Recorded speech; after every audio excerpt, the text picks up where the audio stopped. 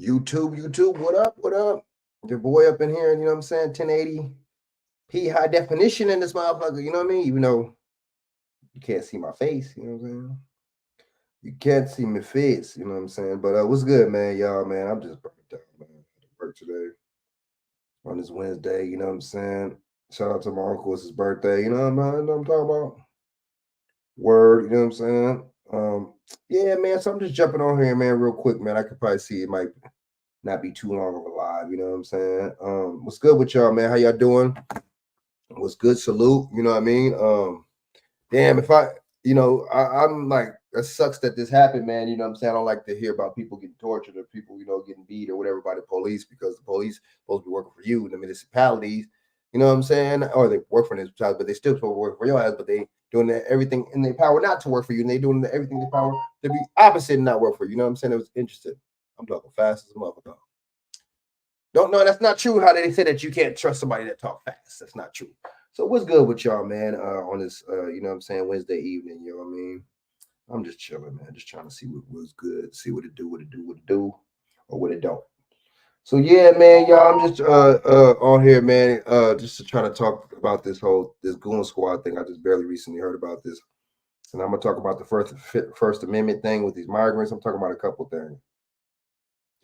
See, the crazy thing about it is they're harsh on us and they do all types overturn all types of stuff on us and all this with these damn guns and Second Amendment and play you in places Democrat liberal states like California, you know what I'm saying, and places like Chicago and places like that with strict gun laws, New York, but at the same time high crime rate, right? And then at the same time they want to get on us for actual citizens for having guns, which is interesting, right?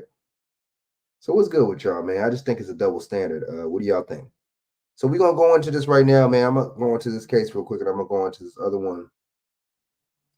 We're gonna go into this one, and then I'm gonna go into this other one real quick.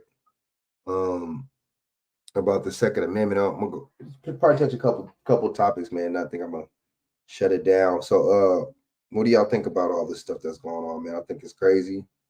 Um, these are the police, because I did that episode last week about the police burglarizing people's houses and just, you know what I mean, and going and vandalizing and doing all types of crazy stuff. So, what do y'all think about all this that's going on, man? I just think what I think is foul. Of course, I'm gonna think it's foul, right? I think it's foul. I just think it's messed up, man, because my thing is if y'all want to, have power and stuff like that to beat on motherfuckers and hit people upside the head and torture people, literally torture people. I just think that let's just have the fuck it, just give us the option of not paying taxes then, and letting that shit go into the dead municipality, right? And paying these motherfuckers salary, man. That's my thing. Switch it up. Let's change the goalposts. That's how I look at it. You know what I'm saying? That is exactly how I'm looking at it. So I want to get into this real quick, man. I just be tripping off these right wing these conservative white like European like conservative dudes like so called quote unquote white. I just be tripping off them because they so pro anti government and we can't trust the government and this and that, but they're pro police. I don't think that makes any sense. How you gonna be pro police and be pro government? I mean, how you gonna be non pro police and you pro or excuse me, how you gonna be non government but you pro police? I don't think that makes no sense at all in this lifetime. Maybe it's just me. So we're gonna go into some of this real quick, man. Hold up, real quick. Hold on, man. Let's see what the hell's going on. I just barely found out about this myself.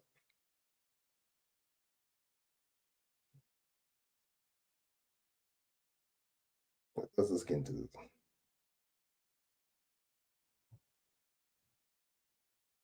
Hold up. Let's go.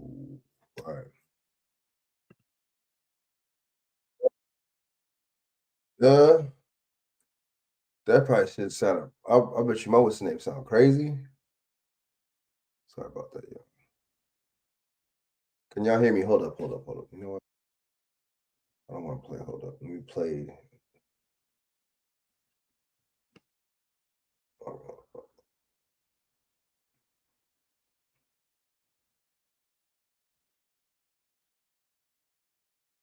Man.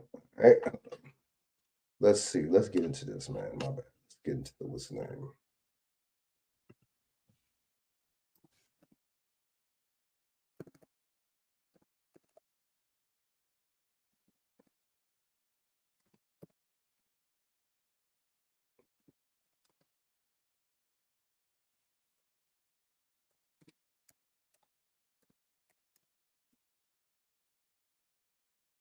I'm just barely finding out about this. Let's see. All right, let me play one of the video. We're gonna play the other one. All right, so this is Fair Use Act under Section 107 of the Fair Use Act. This gives me or no, the Copyright Act. This gives me fair use to report this video for educational purposes and criticism purposes. All right. So I'm gonna get into this, man. If I said it right, Did I say it right? I don't know, man. Hold up. Yo, man, Dog Boss, good looking out for coming through. My Dog Boss like the woo. Like the woo woo. All right, let's go, man. Let's play this, man. Companies are carefully designing our bottles to be 100% recyclable. That means every bottle that's recycled can be turned into material. The funny thing about these recyclable bottles, they're new bottles. That's not Please plastic. help us It's not get good. every bottle back. Water's not good in plastic. I don't know. Tonight, You know what I'm saying? The chemicals from that damn plastic. We ain't talking about that though. We just talking about recycling the motherfucker. Okay. All right. So let's go in real quick. We're gonna show a little bit about the Biden impeachment hearing. Why is the mainstream media, why they not talking about the impeachment hearing? Did y'all even know that he's getting impeached? He's having a hearing on getting impeached. Nobody wants to talk about that, right? Let's go. 2 former Mississippi deputies sentenced to federal prison for torturing 2 black men last year. Okay, for one, I know that they're brothers. I know they're black, but it's like sentenced for 20 years, the other for 17 and a half. Both why members of did a one get more time than the other? Let's go. Proclaimed 6-person Goon squad, known in the area for their use of excessive force and aggressive tactics. This is a message to all racist police officers and is that Malik Shabazz? You gotta watch out for Malik Zulu Shabazz. Let's go. Every department in Mississippi, Black Panther / lawyer. Let's go. And throughout the United States of America, that beware that justice will be coming your way. According to court documents, Hunter Elward, Jeffrey Middleton, and 4 other officers broke into a home without a warrant. They shouted racial slurs, physically and sexually assaulted their victims, Michael Corey Jenkins and Eddie Parker, and planted fake evidence on them. All 6 entered guilty pleas in August. The 2 victims survived, but the torture that night culminated with Elward shooting Jenkins in the mouth. This guy never go away. Jenkins is still in pain, but today he feels safer with Elward off the street. Feels somewhat safe, like sun coming out. For many in Mississippi, the case is reminiscent of a frightening racist past. Goon Squad, your day has come. Today in court, Elward addressed the men directly, saying, "I am so sorry for what I did." I forgive that part, but other than that, he still did, you know what I'm saying? The other 4 officers. I'm not forgiving nobody in this month. See, what's up with this, man? I don't know, man. I'm not trying to say that about this case, but that'd be the weirdest thing when these cats talking about they forget. I ain't forget, man. You did all that shit to me, and you supposed to be sexually assault me. I'm not forgiving shit. You know how I'm gonna forgive you? With that 9mm. That's how I'm gonna forgive you. I don't know, man. That's kind of weird, but let's go keep going. Let's keep playing this. You already know me, man. You know, if I smell something ain't right, something ain't right. Let's go.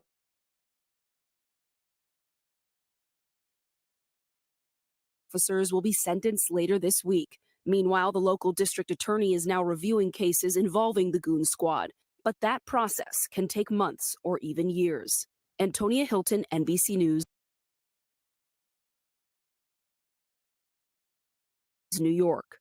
Thanks for watching. Stay updated about breaking news and top stories on the NBC News app or conveniently, right? Let's go. All right, let me play another what's the name real quick, man. This is all the same one.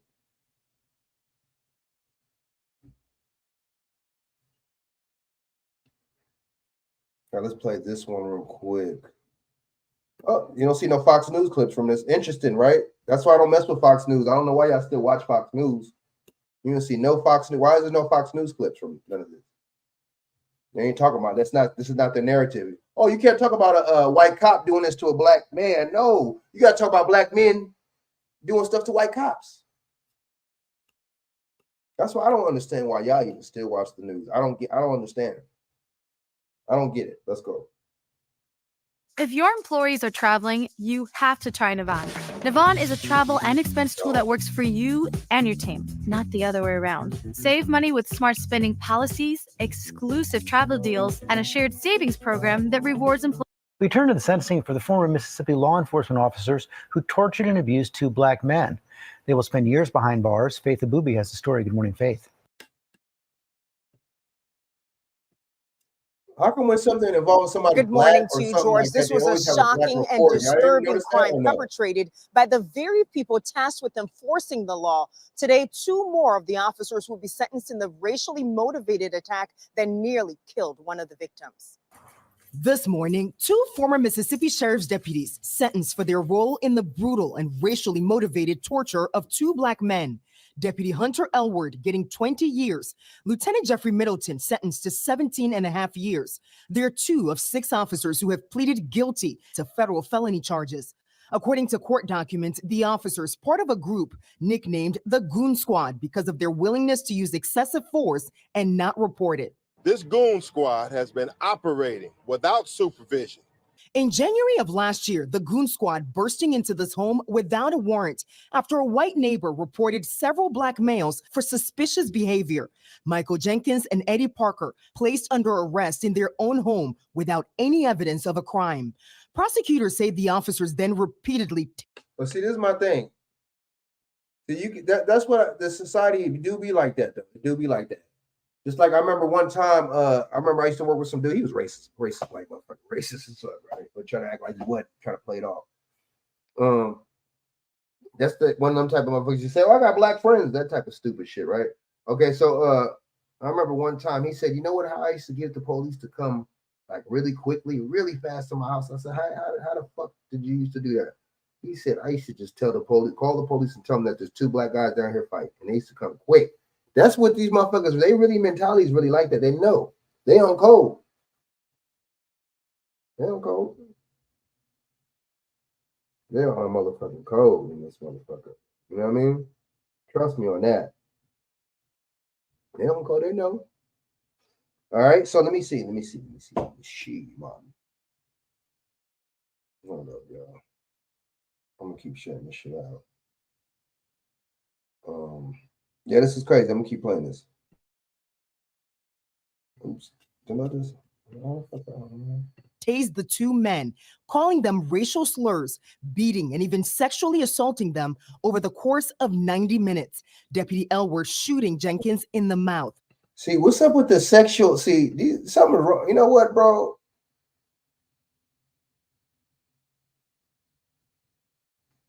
What's up with these weird, what's his names, man? You really raping dude, or whatever they did to dude. Weird. You know what I'm saying? These dudes are sick. These people have a sick obsession with us. You know what I'm saying? And I think sometimes some of these dudes probably got some more than a damn female do. Like you know what I'm saying? It's weird, man. Really, really strange. You know what I mean? Let's go.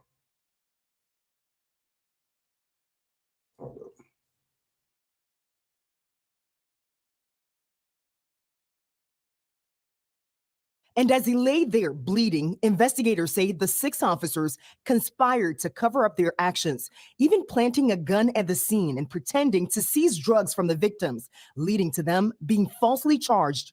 Can you imagine the abject terror those 2 victims must have felt? Tuesday, Elward apologizing to the victims. I feel like he did exactly what he did.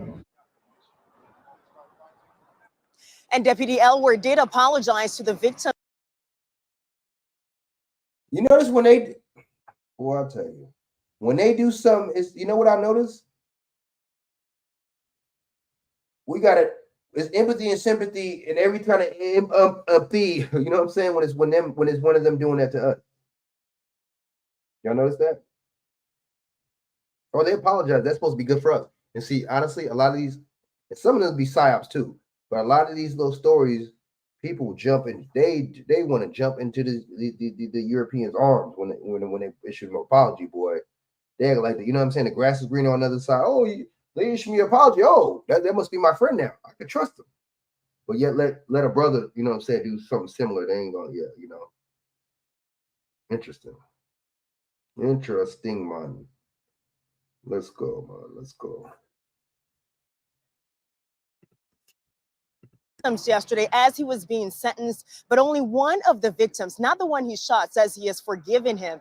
As these officers are being sentenced on the federal level, they're still Why would you forgive? See, I don't know. I'm not trying to say this is a psyop or nothing, but why would you forgive somebody that shot you in the mouth? If that was another brother that shot you in the mouth, you wouldn't forgive, would not be in your vocabulary. See, that's on us. That's our fault. That's our fault. You know what I'm saying? That's our fault. That's on us. You know what I mean? That's on how we treat each other. You know what I'm saying? The establishment, you know what I'm saying, did us so dirty, and you know what I'm saying, and to the point where, and promotes these stereotypes about us, so we kind of like living the stereotypes out. It's just like back in the day when they used to make fun of us for blackface. Now we're doing the blackface on each other, right? On our own selves. Interesting, right? Interesting how this works. You know what I'm saying? All right, let me keep going. Let's play. Let's keep going. Awaiting sentencing on state charges and are staring down a $400 million civil rights lawsuit. Michael. Faith, we know you got that covered for us. Thank you. Hi, everyone. George Stephanopoulos here. Thanks for checking out the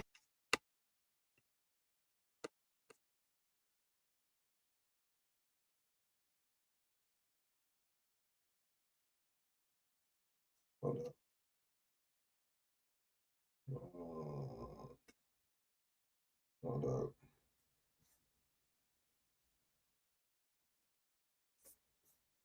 All right, I'm gonna play this last. This is 12. This is a different. This is more of an independent news station. So I'm gonna check this one out. You know what I'm saying? Hold up.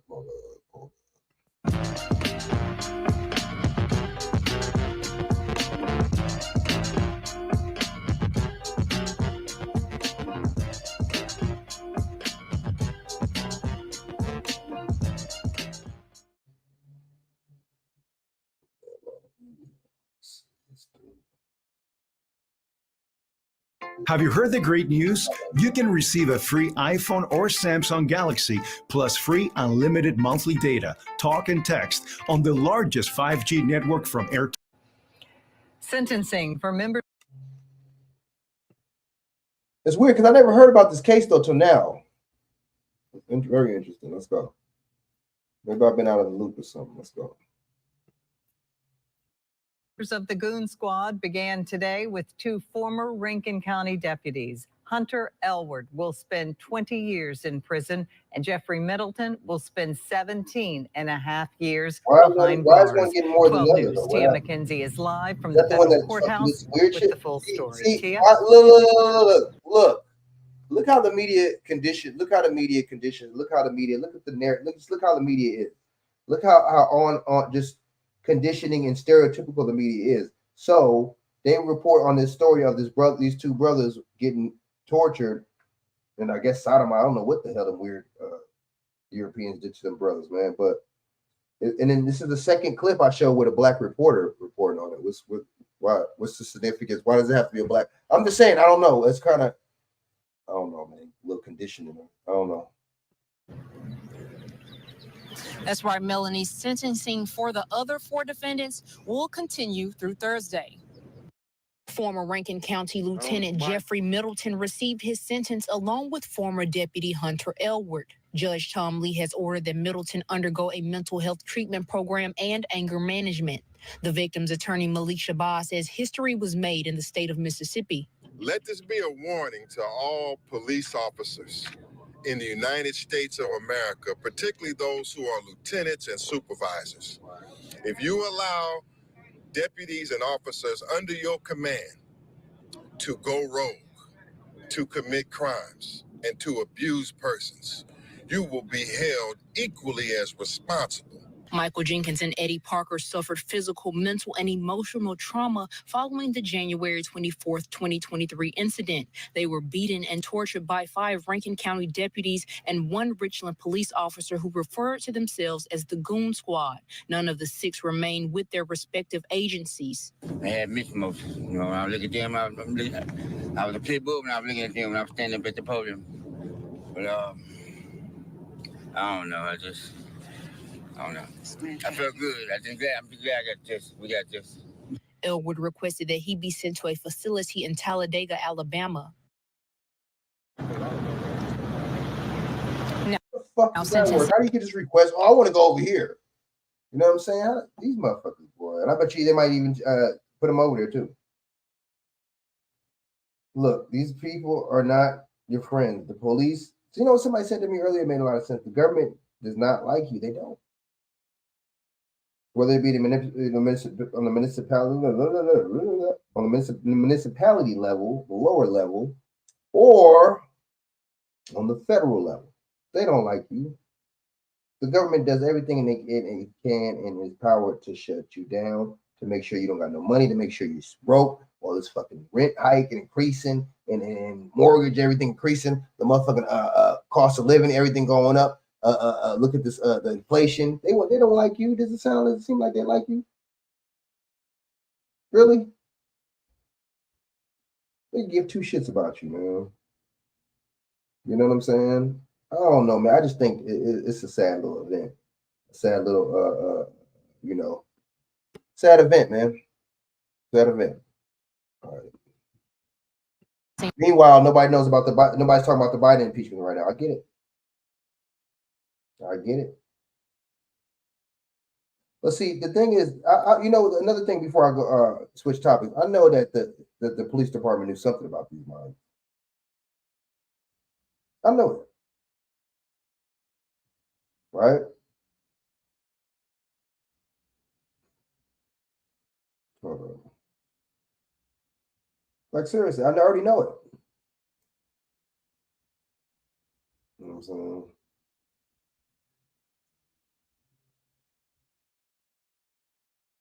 I know it, man. You know what I'm saying? So, all right, hold up. All right, let's play the rest of it. For Christian Dedman and Daniel Opdyke will begin tomorrow at 9 a.m. Live from the federal courthouse, Tia McKenzie, 12 News.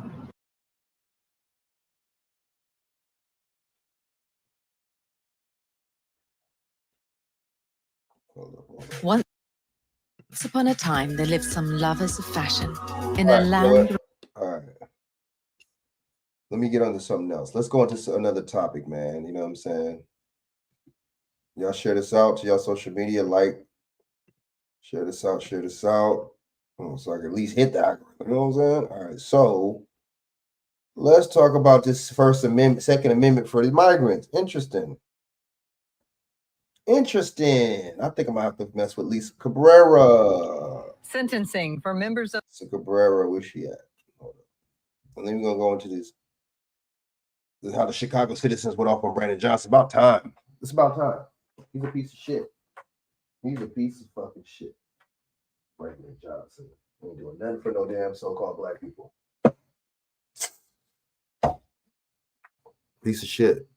But see, I get it because our people could do our people like that, and theirs ain't gonna do theirs like that. Makes sense. Hold up.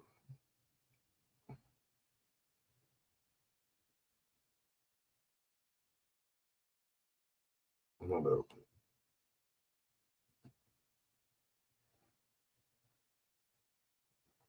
Hold up. Let's go. Let's go, man. All right, so we're going into the Fifth Amendment or Second Amendment. Let me do some little Lisa. Shout out to Lisa Cabrera, man. She be spending.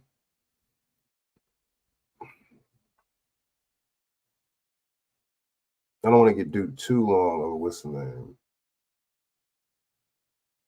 Hold up. Let me see.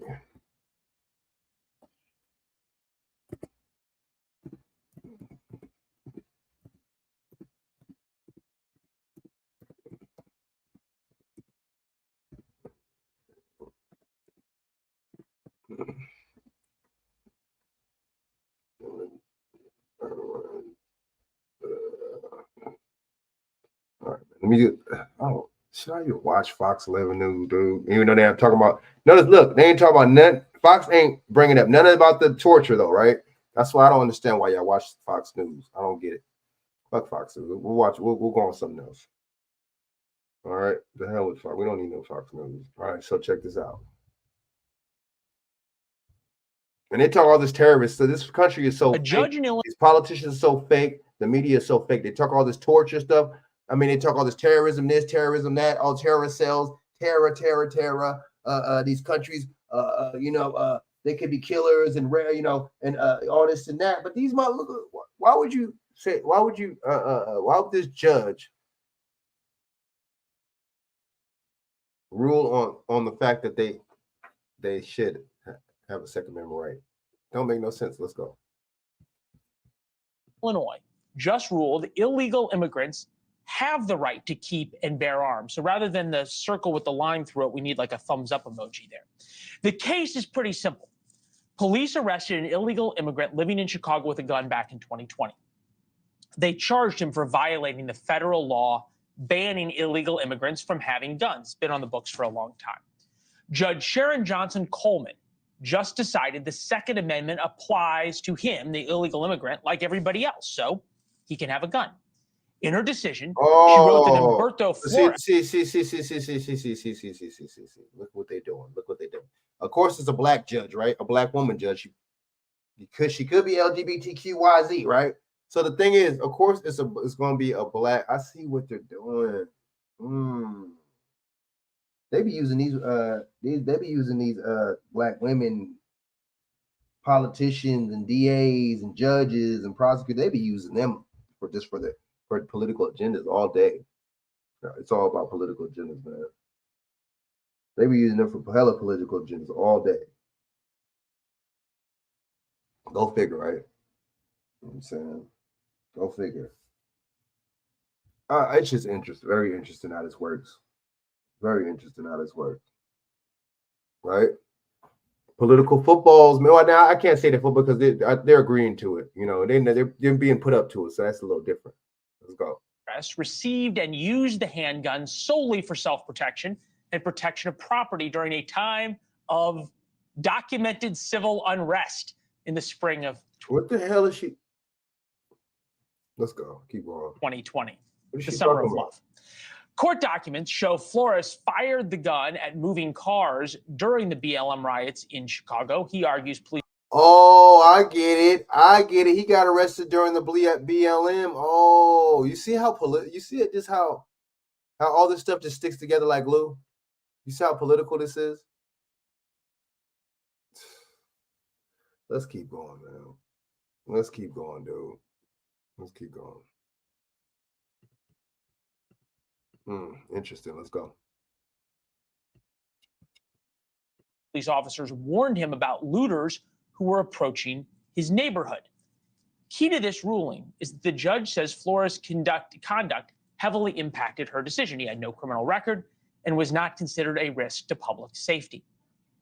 This case is just one of many challenging that federal statute that prevents illegal immigrants from possessing a firearm. There are cases unfolding in states nationwide. Shan Wu is here, former federal prosecutor, turned criminal defense attorney, once a very senior officer at the DOJ. Good to see you. He said Shan Wu. I'm like, what the fuck? Should I be shocked that an Obama appointee found a gun control law that she didn't like? But see, No, this is the thing. I think it's very fascinating that this whole push this towards is the thing. This don't make no sense, right? See, this is how you know it's control over American gatekeepers. This is how you know it's control over American people, right? Because this is the lady, because we all know the Democrats want strict gun laws on American people, right? But when it comes down to, why would you rule in favor of this migrant? Oh, because he's a migrant. Oh, we're going to treat them different, right? And you're supposed to be a so-called black. See, they gatekeeper because these so-called black, you know what I'm saying, politicians, people that work for the municipality, cops, lawyers, you know what I'm saying, judges, they're all the same. They all sell us out. They all do stuff for other groups. Y'all notice? You notice that? Let that be an Asian judge or something like that. He gonna rule for his people. But see, that lets you know that they or somebody else. But see, that lets you know they don't care about us, bro. That lets you know this is all about controlling us and what we can and can't do. You said it's not about controlling the migrants. They wasn't vaccinating them when they came. Nothing. You see what I'm saying? When it came down to the migrants, right? But when it comes down to us, though, you're doing all that, right? And some. You violating our rights and some when it comes down to us. But I guess it's not seen as that, right? It's not the same. Yeah, it's all corrupt, Doc Boss. It's all corrupt. You know what I'm saying? Oh, we're gonna wait, hold up. Let me see. Hold up, y'all. What the heck is this is all right. We're gonna have to play this later. I'm gonna play this later before I get off. It's an interesting little thing. But look, let's keep going. Let's keep going. I want to touch on what's the name too now. You know what I'm saying? I want to touch on this impeachment hearing. Nobody wants to talk about the impeachment hearing, right? A lot of people don't know right now that there's an impeachment hearing on Joe Biden. Let's go. Expanding the deference to the Second Amendment, in some ways, has kind of come full circle here, where something that really seems counterintuitive, the idea that someone who's not here legally still has that right, and you can't use this particular statute, which is commonly known as the felon in possession statute. But the way it's written, she really zeroed in on the language. He's not a felon. And the gray area, of course, is whether or not his status, and frankly, I think the way he was using the gun calls a little bit into question, how peaceful he is. No. Yeah, why would you? But I get it. Like you said, sororities, I get it. It's okay. He can shoot at cars during the BLM protest because guess what? It's all about BLM. And it's all about inclusion and all this and equity and all this bullshit. You know what I'm saying? That's what it's about. So, I mean, this lets you know that, see, now this is bad. Politics is bad because everything is agenda. Everything's for an agenda. Everything's going with an agenda. See what I'm saying? So that was the BLM agenda, right? And guess what? That was more leftist Democrat leaning, right? And that was with so-called black women that was stealing from people, right? Even though the real founders aren't these 3 LGBTQ members, right? At all. That's not the 3 founders. So it's just interesting how that works. You see what I'm saying? It's just interesting how this works. So we have to stay on code, and we have to low-key protect them because you know what I'm saying. We don't want to we don't want to go against the agenda.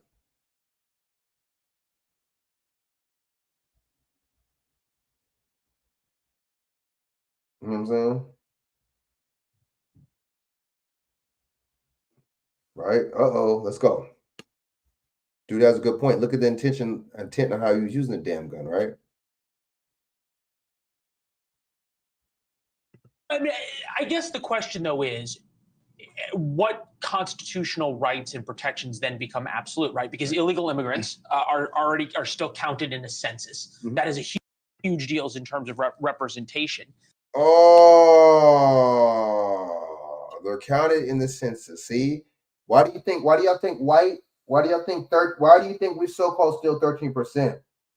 Why do y'all still think that you know what I'm saying? Why do you still think that our numbers are down for and have been the same for like fucking 200 years, right?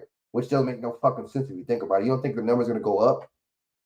You don't think there's going to be some kind of balance of people dying and living, being born? I don't know. I guess we don't think.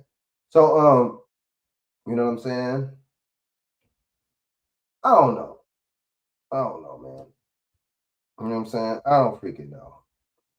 You know what I'm saying? Let's keep going. Let me play the rest of this, man. We're going to keep going in, man. And then I'm going to play this dude Biden getting impeached. Let's go. But then where do we get to right to work or right to vote or right to have a license to practice medicine or right to have a license to do all of these other things? Isn't this opening Pandora's box? It could be. I do think, I hate to say this, but I think Congress would have to be a little bit more powerful here because there's no question that the Constitution applies to people who are not here legally. They're, quote, persons under the Constitution, so that makes perfect sense. The problem here is you need to draw the statute more narrowly, and you might have to actually specify that being here in a non-legal status would also make you not eligible to carry the firearm. Interesting. You have to think about what you said of Congress actually doing its job, which they rarely seem to be able to do. Key part of the ruling, Justice Clarence Thomas wrote in the court's majority opinion, we hold that when the Second Amendment's plain text covers an individual's conduct, the Constitution presumptively protects that conduct. Look, you talk to a lot of folks. You're pretty popular in liberal legal. This is what's the name? Clarence Thomas. We hold.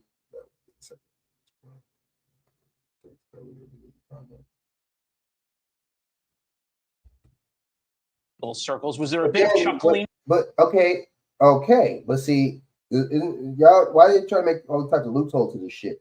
But you can't have a felon. See, that's bullshit because you can't have a gun anyway if you're a felon, whether you're American or not. So what the hell's the problem? Oh, he didn't have a felon. He didn't have no prior. Okay, but check this out.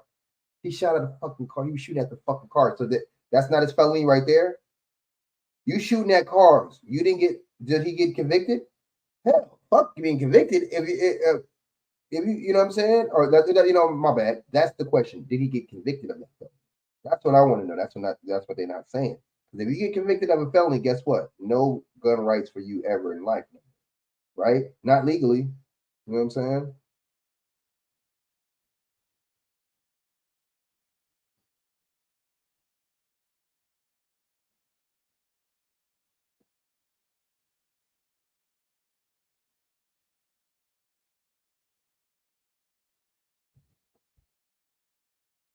All right, let's go.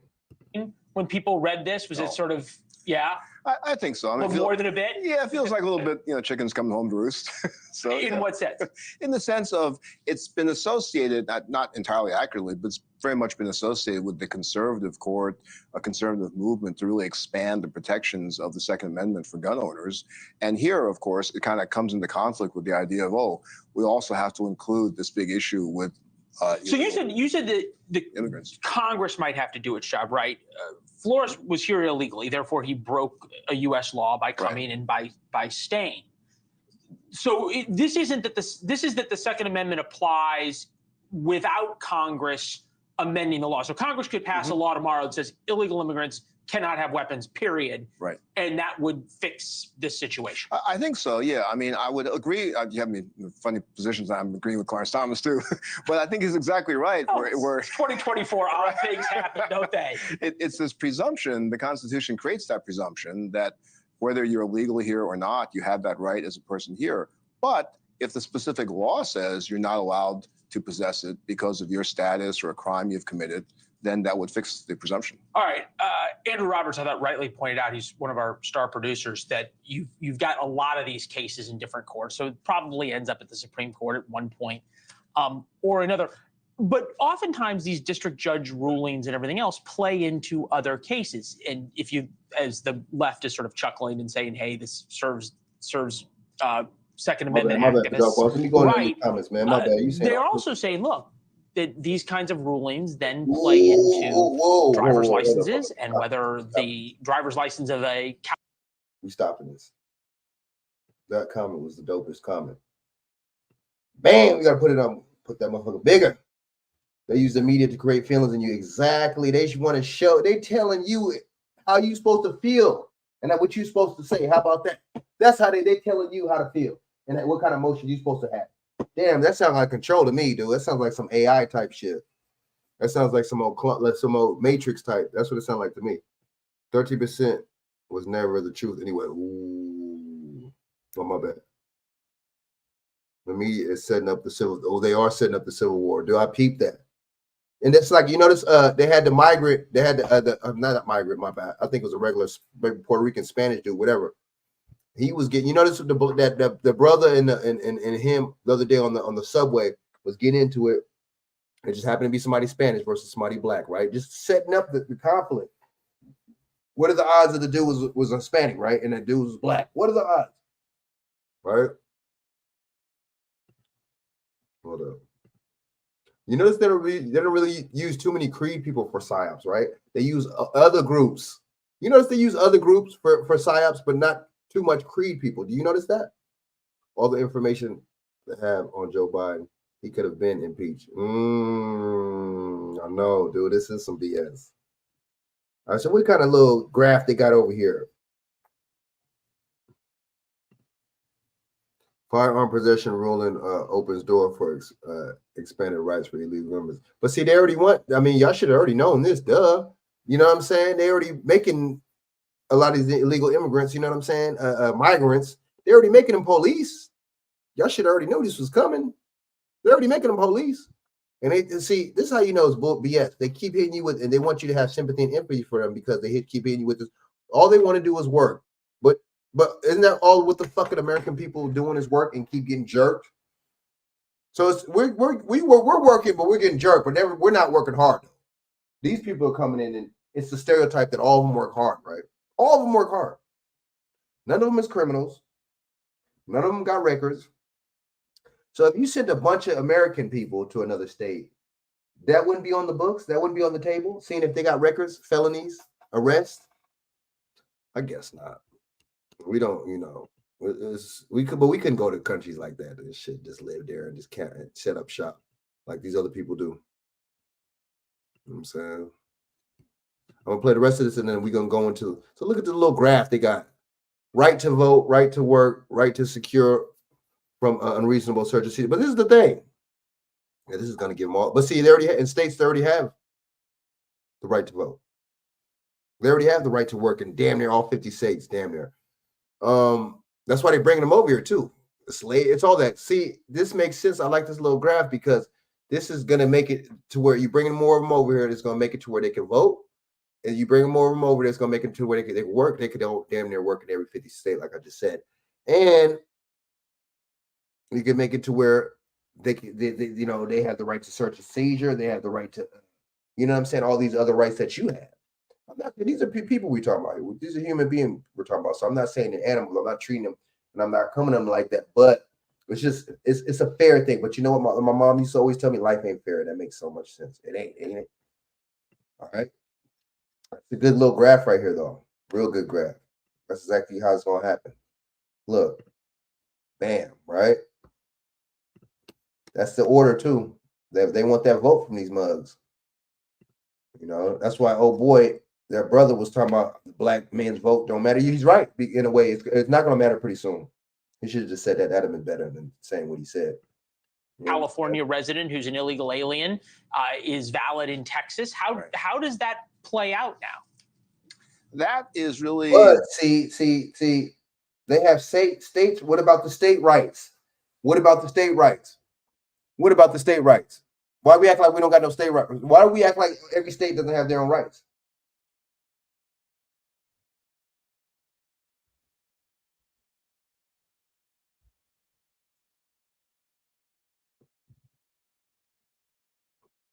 Every state has its own rights, and see that's where the state legislator and the governor come in, right? I guess we don't know about that. All these people voting, we don't know about no damn state legislator in the governor, right?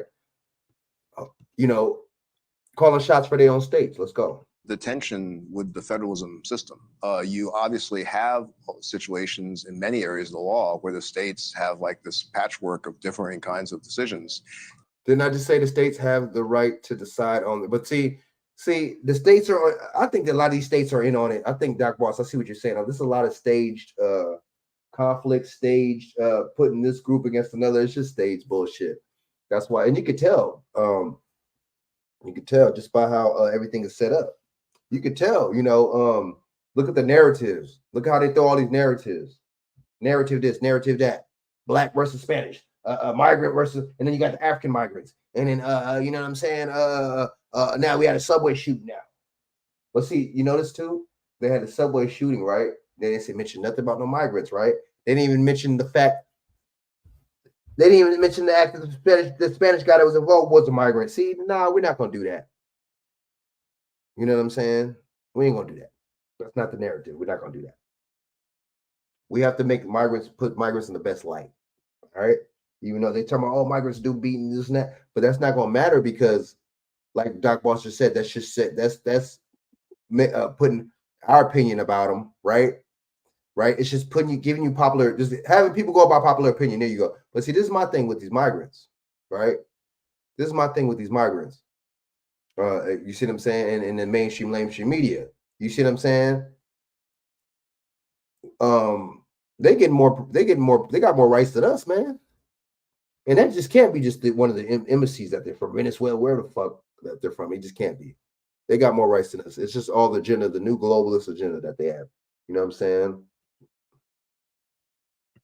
And the Supreme Court, I think, not it's new, hard but to tell when they're willing to nationalize something. They're clearly willing to do it in the election context here. But for something like this, I think they're going to keep punting to Congress, which, as you're kind of suggesting, means that nothing may happen. Thanks for watching. Go to joinnn.com to find News Nation on your television provider. And don't forget to one hit thing the red that's not good about subscribe this, button below to get more of News Nation's fact. One thing about that's not good about this is going to go into the case law.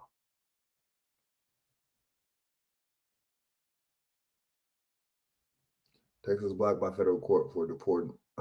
See, this is what I don't understand. So what is it? So if you're so, what's the point of having the see once again narratives, right, and stereotypes? What's the point of even being called a migrant?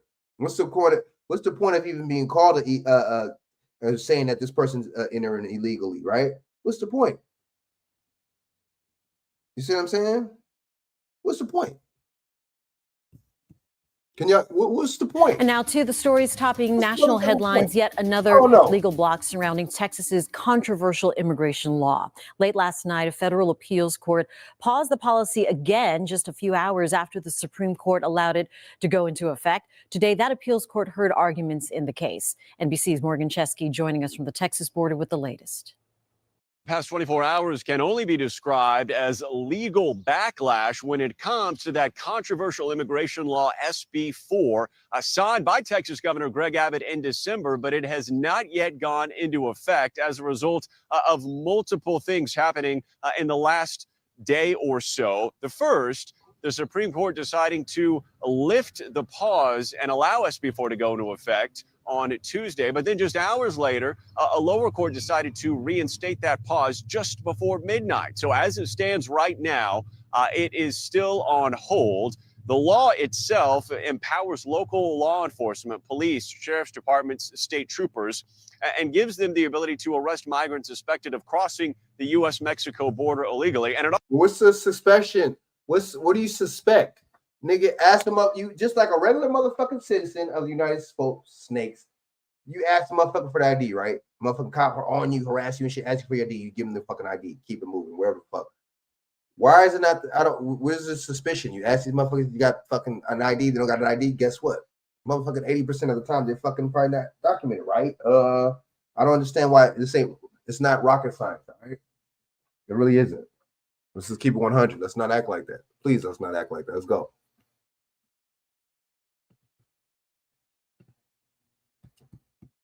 it also gives judges the power to deport them back to their country of origin. Now, critics say this could open the door to potential racial profiling, and law enforcement. Bro, we talking about racial profiling. Okay, so how is it racial profiling? Isn't there different races coming? See, this is bullshit. This is how they get you. Isn't it different races coming off that border, or is it not? It's not just I can't even say Mexicans. I don't even think it's is it even Mexican coming right now? I think it's Venezuelan people. Do I say it right? Venezuela. I don't even know how to say it. I think it's them coming, right? So you got them. I think it's probably a sprinkle of Mexicans and El Salvadorans here and there. You got the Chinese coming. You got the Africans coming.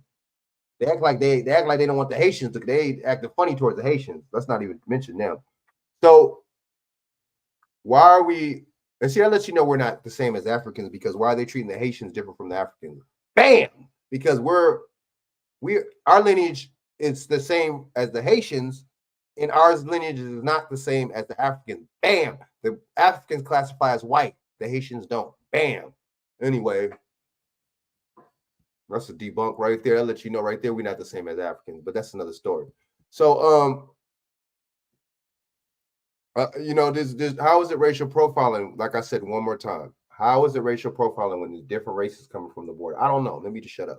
Enforcement that even is on the side of SB 4 still doesn't know how exactly they would put it into practice, especially with certain departments. So now we want to play dumb and we want to play like, but guess what? The crime bill and everything, they put that into practice, right? They put the 3 strikes laws in practice fast, right? Hella quick. Interesting how we want to play and quick and pick and choose. We want to pick and choose. Choose and pick and choose and pick, right? Hold up. Let me see.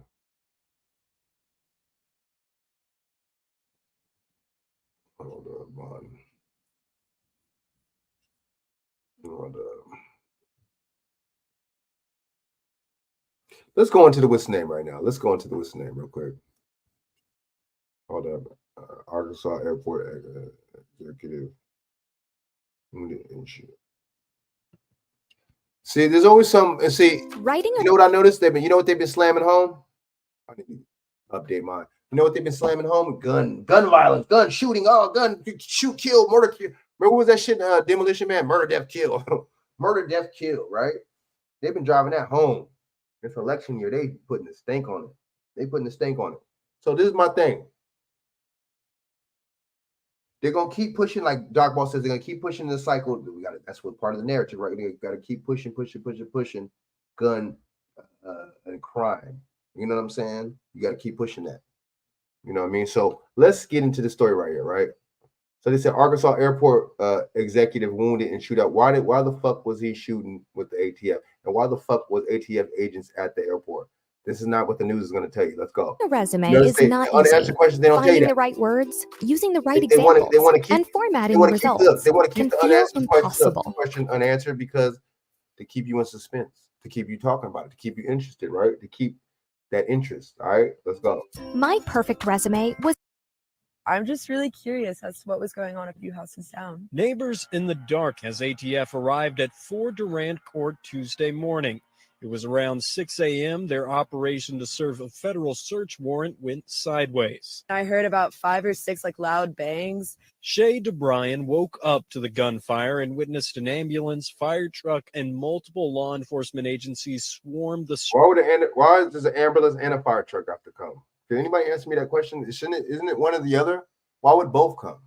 Well, no, I have seen in certain instances, you know what? I can't even talk. I have seen certain instances. Let me shut up. Where does both come? So, but still, it's kind of, I don't know. Street.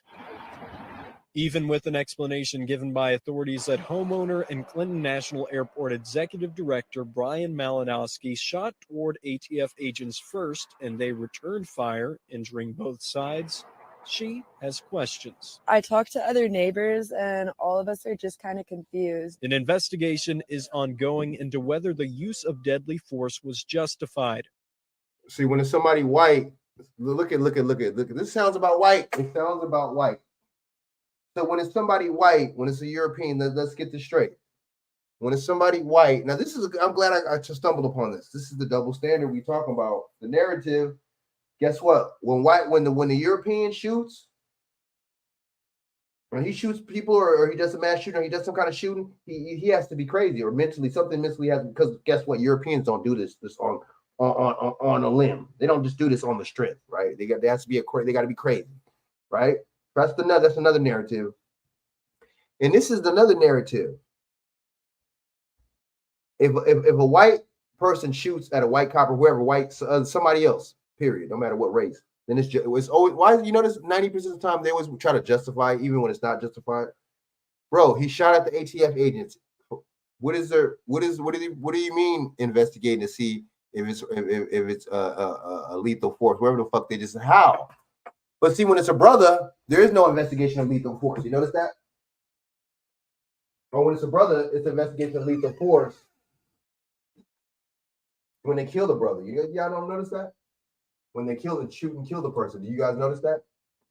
Oh, they want to see if the lethal force was justified. But why is it? But see, they'll do that when the brothers are, sorry about that. They'll do that when the brothers are unarmed. They'll do that when the brothers are unarmed. But this dude was armed and shot at the ATF, and y'all still talk of, see, this country is always going to, it's never going to change, bro. That's like the same thing people say about gangs. Oh, gangs, there's always going to be gangs. True. Always going to be corruption. Bullshit. Right?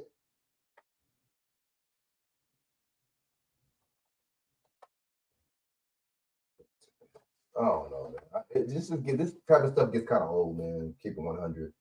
It gets old. It really does. It gets old. You know what I'm saying? It gets old.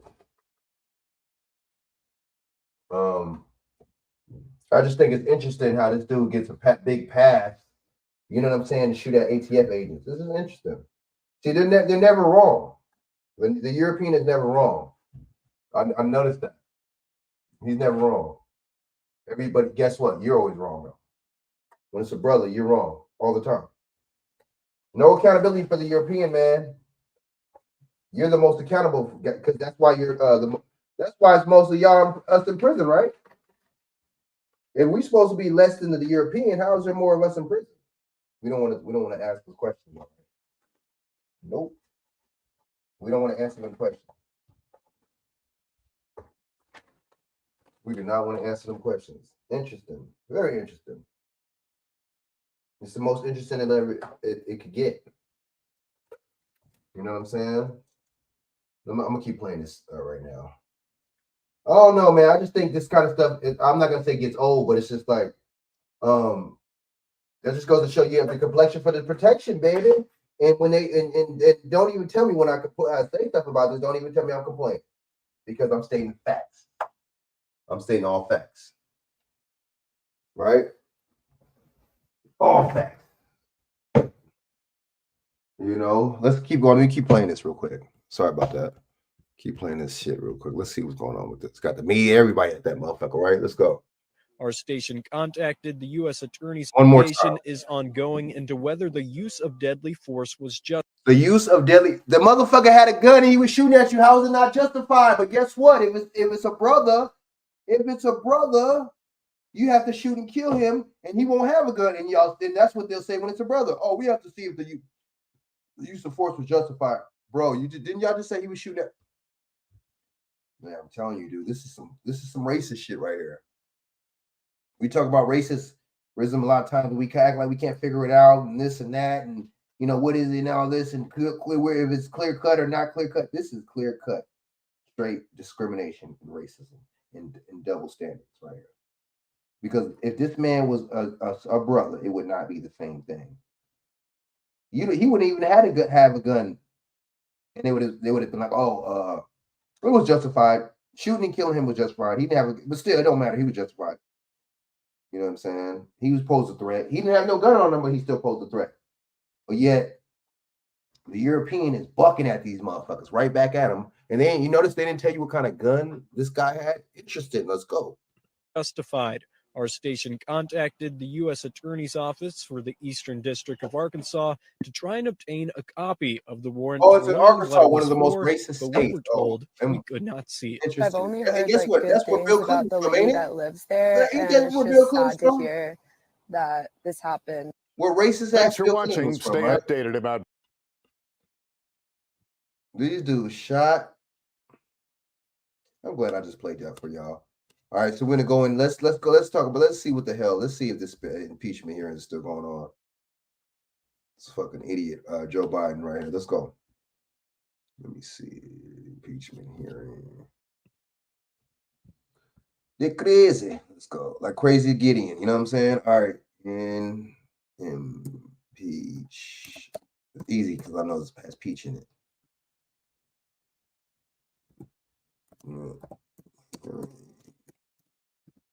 Oh, Biden.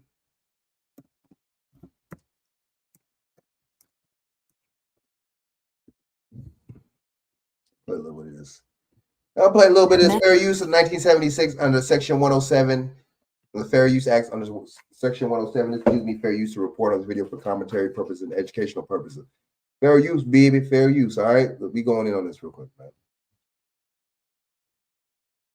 Metagenics replenishes nutrients missing from modern diets with Phyto Multi, a multivitamin unlike any other. Only Phyto Multi adds a patented blend of plant extracts and phytonutrients sourced from nature, clinically shown to support cellular health and healthy aging. Bring your body back into balance. More evidence to impeach Donald Trump for a third time than you have in so much as laying a glove on President Biden. We keep on hearing about the Biden family. When you hear someone say the Biden family, that translates into we have no evidence on the president, so we're going to use the Biden family to try to implicate President Biden.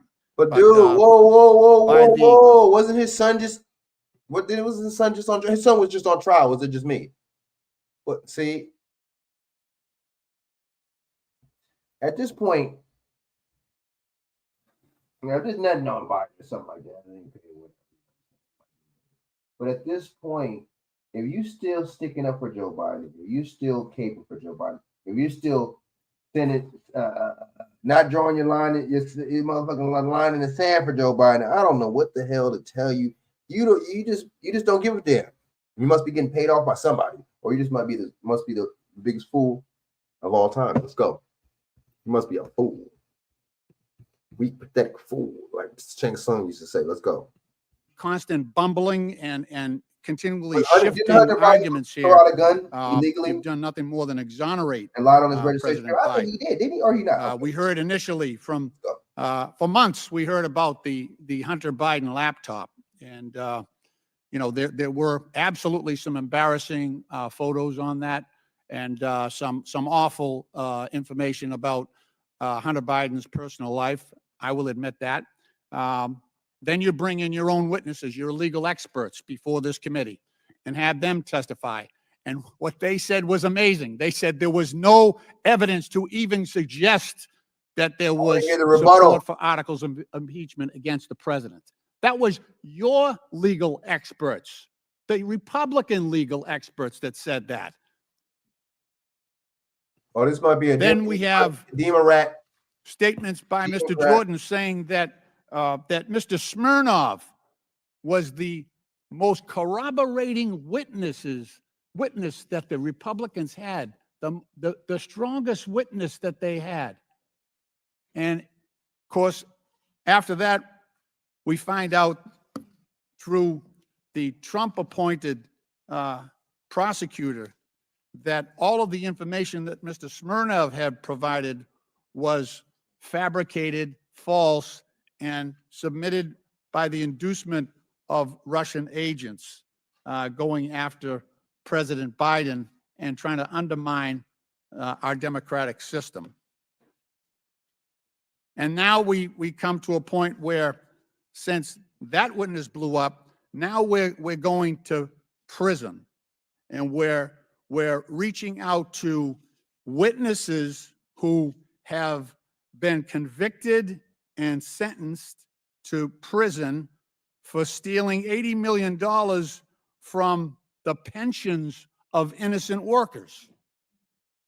We can't get any lower at this point. That's your star witness. I want to remind people, he's sitting in prison. That's why he can't be here today. He's sitting in prison for scamming workers' pensions. I mean, how low can you get? Then it's the Republicans' idea that this is the best guy they can get to testify against the president. This is the best guy they can get. A guy sitting in prison who can't even be here. Mr. Parnas, you've talked about your own direct involvement with Mr. Giuliani, and you said that your mission was to dig up dirt on President Biden. Can you talk to us about the coordination between yourself and Mr. Giuliani? Thank you for being here. Thank you, Congressman. So basically, it was a shadow diplomacy run by Trump and Giuliani, where Giuliani was the shadow diplomacy Secretary of State. I was his right hand and basically the point person in Ukraine to not only dig up, validate, search, whatever needed to be done to try to find up some corruption against Joe or Hunter Biden to be able to present. Once I would receive whatever information I received, I would then meet with him, John Solomon, other members of the team like Pete Sessions and Derek Harvey or other people there to discuss what we found. At that point, from there, Giuliani would then go to the White House and share with the president. Look at his thumbs. That's a triangle. Masonic hand signs, right? Throwing up more signs in the crib. Check this out. So fuck it. Let's just call a spade a spade. But see, Joe Biden is guilty. Look what he's doing, bro. Look at the inflation. Okay, these might not be illegal, but look at the inflation. Look at the migrant situation. Fucking ridiculous. The open borders. Look at the all that damn money to Ukraine. That shit is crazy. Y'all really think? No, honestly, I think. I mean, in Israel, I think I'm gonna keep it real with you. I think even if Trump was in there, I think they would still be sending money to Israel because Trump, all of them is up Israel's ass. All of them. You can't say nothing about wrong or do nothing wrong to Israel. So that's my thing on that. But the whole thing with Ukraine, I don't think if Trump was in there, I don't think he'd be sending money to Ukraine like that. Which is a smart move. Why would you do that? You know what I'm saying? We aid them for what? So are we going to go over there to get? No, I don't even think they're going to go over to steal resources. I think it's a money funneling operation, both parts, because they even told you. Did Zelensky, not Zelensky, didn't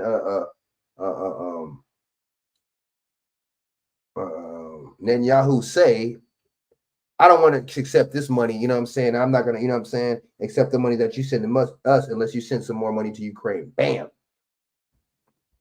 All right, let's go. I'm going to play a little more of this and we're going to go to something else. Yeah, and that was the line of communication.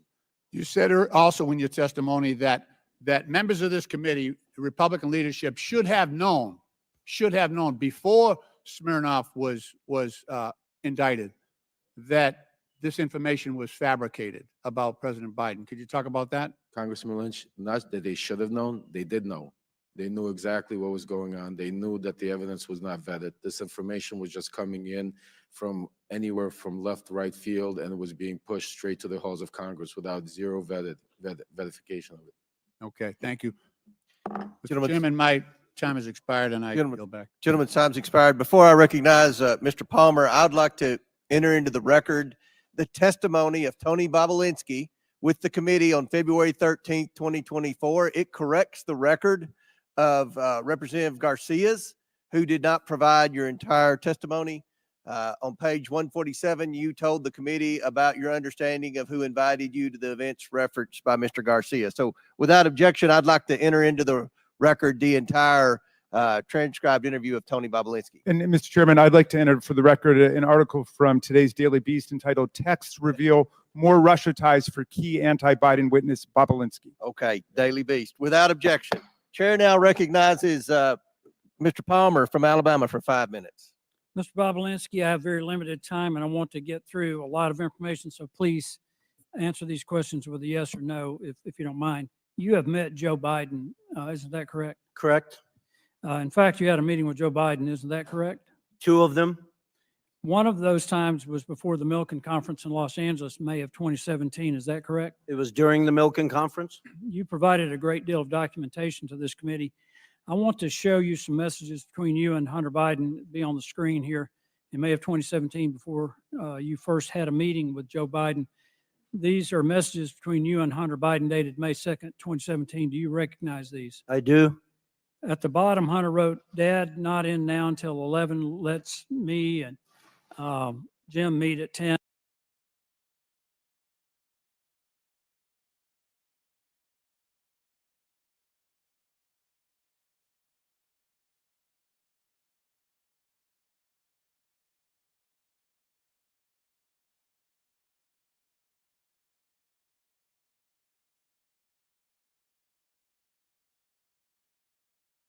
And at Beverly Hilton, where he's staying. Jim is James Biden, President Biden's brother. Is that correct? Correct. The next set of messages is, if you put those on screen, is between another business associate of Hunter Biden's and you. His name is James. Do you recognize it? I do. At the top, you write, about to meet Hunter, Jim, and I guess Joe at Beverly Hilton Hotel. Joe is now President Joe Biden. Is that correct? Correct. This chat between you and Joe Biden, Joe Biden's brother, you write to Jim, great to meet you and spend some time together. Please thank Joe for this time. It was great to talk. Thanks, Tony B. You met with Joe Biden, Hunter Biden, and Jim Biden the night before the Milken Conference in 2017. Is that correct? I did, and Jim Biden perjured himself by trying to deny that. Thank meeting. you, Mr. Bobulinski. That was at the Beverly Hilton, correct? Correct. You can provide more details around that meeting. What was the purpose of that meeting? I didn't ask for the meeting, so I wish Hunter Biden was sitting next to me and he could under oath describe it. But the only reason why I was meeting with Joe Biden and the only reason why I was there is because I was the CEO of the enterprise that they were putting together with the Chinese company CFC. So can you give me a little more detail about what was discussed in the meeting? Well, as I said earlier, before Joe Biden showed up, Hunter and Jim Biden coached me, said a sort of outline that we wouldn't go into a lot of details. So through the 45 to 60-minute meeting I had with Joe Biden, I think it was about 10:40 p.m. after he flew across country, we talked about my background, my family's military background, the different business ventures I'd done around the world, the family I worked with. Joe spent time talking about his family, some of the tragedies that they had lived through. And at a high level, Hunter actually introduced me to Joe because before Joe came and sat down with us, Hunter said, hey, give me 5 to 10 minutes. I need to read my father in on it. So when you're referencing Joe and Hunter's father, you're referencing President Joe Biden. I am. Correct. These 4 images, well, in this message you sent to James again, you said you spent more time with Joe and Jim this morning, and to be factually correct, that's President Joe Biden and James Biden, his brother. Also saw them last night, including Hunter. These 4 images show a pretty clear record of your meeting with Joe Biden in May of 2017, Mr. Bobulinski. Hunter Biden, during his transcribed interview, testified that the meeting did in fact take place. And after being asked, did Mr. Bobulinski meet with your father during the trip, Hunter stated he met with him in the lobby of the hotel. When asked who attended the meeting, Hunter replied, my uncle and myself. But when asked whether the meeting at the Beverly Hilton between Joe Biden, Jim Biden, Hunter Biden, and Tony Bobulinski took place, Jim Biden testified, absolutely not. These stories don't match up. Mr. Chairman, Jim Biden also told the committee that Joe Biden did not meet the Chinese businessman Xi Jinping. Rob Walker, by known as a friendly witness committee, said the opposite. So, Mr. Chairman, it appears to me that there are material inconsistencies between the witnesses' testimony. These witnesses' statements appear to me to be irreconcilable. In short, Mr. Chairman, someone appears to be lying to the committee. The inconsistent testimony seems to come from Jim Biden, the president's brother. Lying to Congress is a serious offense, Mr. Chairman, a criminal one, in fact. And if the Bidens or anyone else has come before this committee and lied to this committee, I strongly encourage the committee to pursue criminal referrals to the Department of Justice. One last thing that I want to ask, and Mr. Bobulinski or Mr. Galinas, have either of you heard of any offer of a pardon for anyone involved or associated with or a partner to the Biden family enterprise corruption investigation? I'm sorry, that was a question. Have Have you heard of anyone being suggested that a pardon might be in order for anyone associated with this enterprise? I have not. Thank you, Mr. Bobulinski. Thank you, Mr. Chairman. I yield back. Mr. Chairman, I just have a parliamentary inquiry. But we've heard for months now and seen the photo of that BlackBerry with the cracked screen. Does the committee have in its possession the data from Mr. Bobulinski's phone from which he's allegedly taken these pictures? Because I think we need the data that they keep referring to. And maybe Mr. Bobulinski could just turn it over to us, or we could subpoena it today. We have the images that we have shared with you. Right, I saw the picture of the cracked BlackBerry, but do we have the underlying texts that are being referred to by my friend, Mr. Palmer? Well,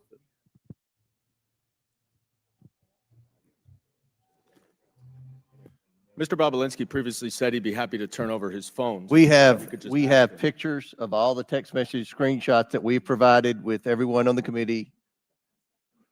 Okay. And all right, well, of course, he's just given us, obviously, the ones he's selected.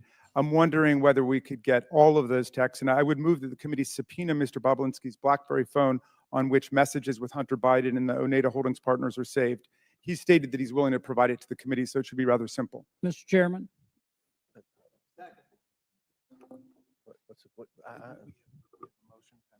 Yeah. Okay, there's a motion to subpoena Bobulinski's BlackBerry. Yeah, with the texts that were just referenced by Mr. Palmer. Chair recognizes Mr. Jordan. I move the table in motion. There's a motion to table. I request the motion is to table is not debatable. As many are in favor of tabling may signify by saying aye. Aye. All those opposed signify by saying no. No. In the opinion of the chair, the ayes have it, and the motion to table Well, is agreed to. Mr. Chairman, what we're doing is we're tabling evidence here, which you keep relying on. So I'm going to ask for a recorded vote for that. That just makes no sense. A recorded vote is ordered. We'll suspend for a moment. We don't, this is a committee hearing. We don't have the clerk. Will somebody go find the clerk?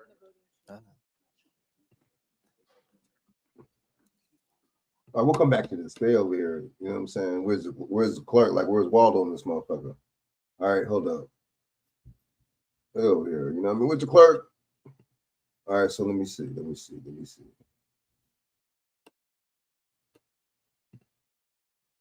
Hold up, man. I don't want. Hold up.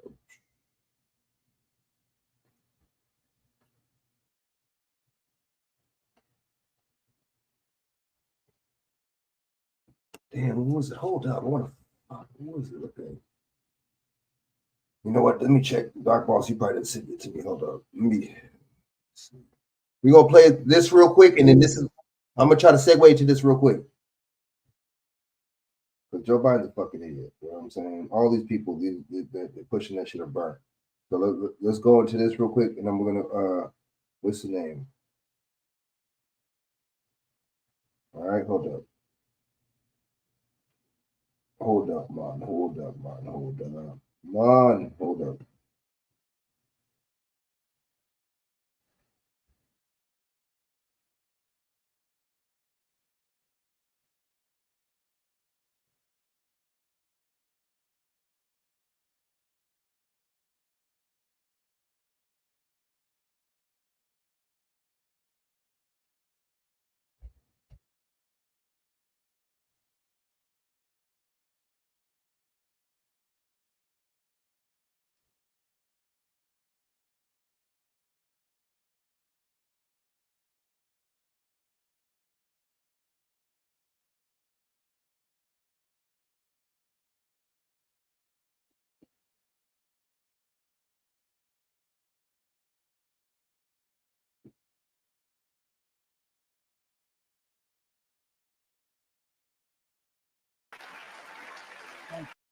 Reproductive free. What does that mean to y'all? What the fuck does the baby, man and the woman has a baby? How is it reproductive freedom if you pushing for abortion? Guess what? There's no reproductive freedom if you fucking kill what you trying to reproduce, stupid. There's no such thing as reproducing if you kill the baby. How are you reproducing if you kill the baby? We don't think. We don't think, do we?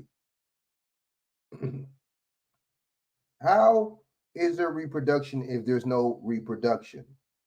If you're not reproducing, how can you say reproduction freedom?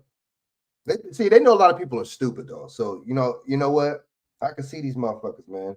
It ain't just about the what's the name. It ain't just about the motherfucking that's trying to brainwash. It's about the people that get brainwashed in this motherfucker. How about that? Listen to what this dude's saying, man. Really ridiculous. Let's go. Oh, the impeachment hearings, the motherfucking comment sections went through the roof. Let's go. You know how the comments be going fast, boy. Let's go. You know that shit. My predecessor came to office determined to see Roe v. Wade overturned. He's the reason it was overturned, and he brags about it. Look at the chaos that has resulted. What chaos? Okay, so you gotta had a couple bras a couple years ago. Excuse me, y'all protesting. How's that? What's so chaotic about it? You know, in the stats, the abortion stats, a less like a 2% ratio of women actually, it's the case where they get raped, and they have the abortion because of rape. Y'all know it's a small percent. I don't want to hear that. Oh man, they're raping and incest and all. I don't want to hear it. Right? We know we know dang well if that many people females were getting raped and they didn't want to have that baby, it would be different. It would be a different situation, but it ain't. They're using abortion for birth control. Birth control is not abortion, man. Strap up. Tell the dude to wear a condom. You ain't gonna do that though. No, we ain't gonna tell the dude to wear a condom. That's too much like right. We're not gonna tell the dude to wear a condom. Why would we? You know what I'm saying? But see, and then why would we put the females? Why would we say something about them having reckless sex? Because see, you notice when it comes down to sex and kids and stuff like that and abortions, you notice it's only the man is only labeled, is held accountable, and only labeled the reckless one, and only is labeled the deadbeat, or labeled the one that leaves, right? Or the labeled the one that just having babies after babies. But this notice is never the woman though. So the man can have reckless sex and not wear a condom. But yo, Mason Capone, what up? What's good? What's good? You know what I'm saying? Share this out. Your social media was good. The man can only be accountable, right? And only be the person, you know what I'm saying? The person that's having an unprotected sex in this month. Right? But the female's not ever looked at like that because she would have to be held accountable. If we start having less success and having this happen, you know what I'm saying?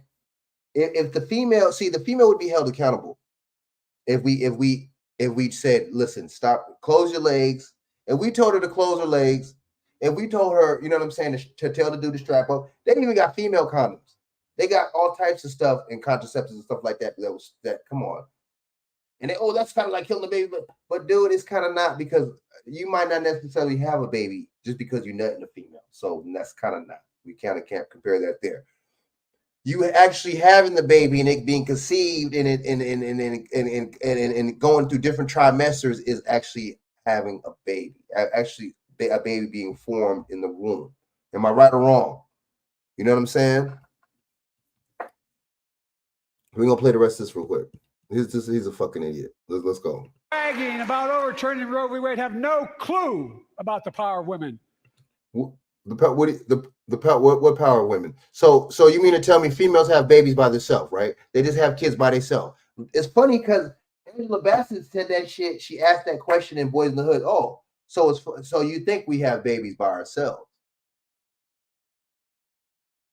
You know what I'm saying? You know what I'm saying? Right? And then they pushing that narrative. They talking about women's rights. The baby, okay, what about parents' rights? See, once again, you getting the ex and the father. See, I can see how they had an agenda to get the father out the house, because in a way, talking this and using this kind of language, that's getting the father out the house too. Isn't that getting the father out the house? Having that kind of language? Oh, women's rights and telling the woman what to do with her body. But damn, dude, what the fuck are you talking about? You telling them, it's funny because you telling a woman what to do with somebody else's body, and that's the baby, ain't it? So the sperm, even when you do artificial insemination, it still takes sperm to have a baby. I don't understand. See, I get it though. I get it. It's brainwashing to the point they're telling you a lie, and they regurgitate it so much to where you believe the lie your damn self. I get it. That makes sense. That's some heavy psychology. That's some propaganda for your ass. Let's go. But they found out when reproductive freedom was on the ballot, we won in 2022 and 2020, and we'll win again in 2024.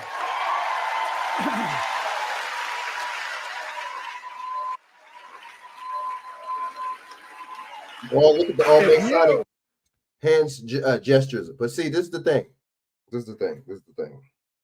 See, I'm sorry, women, y'all gonna have to take, a lot of y'all gonna have to take the L for this one, dude. Y'all gonna have to take the L.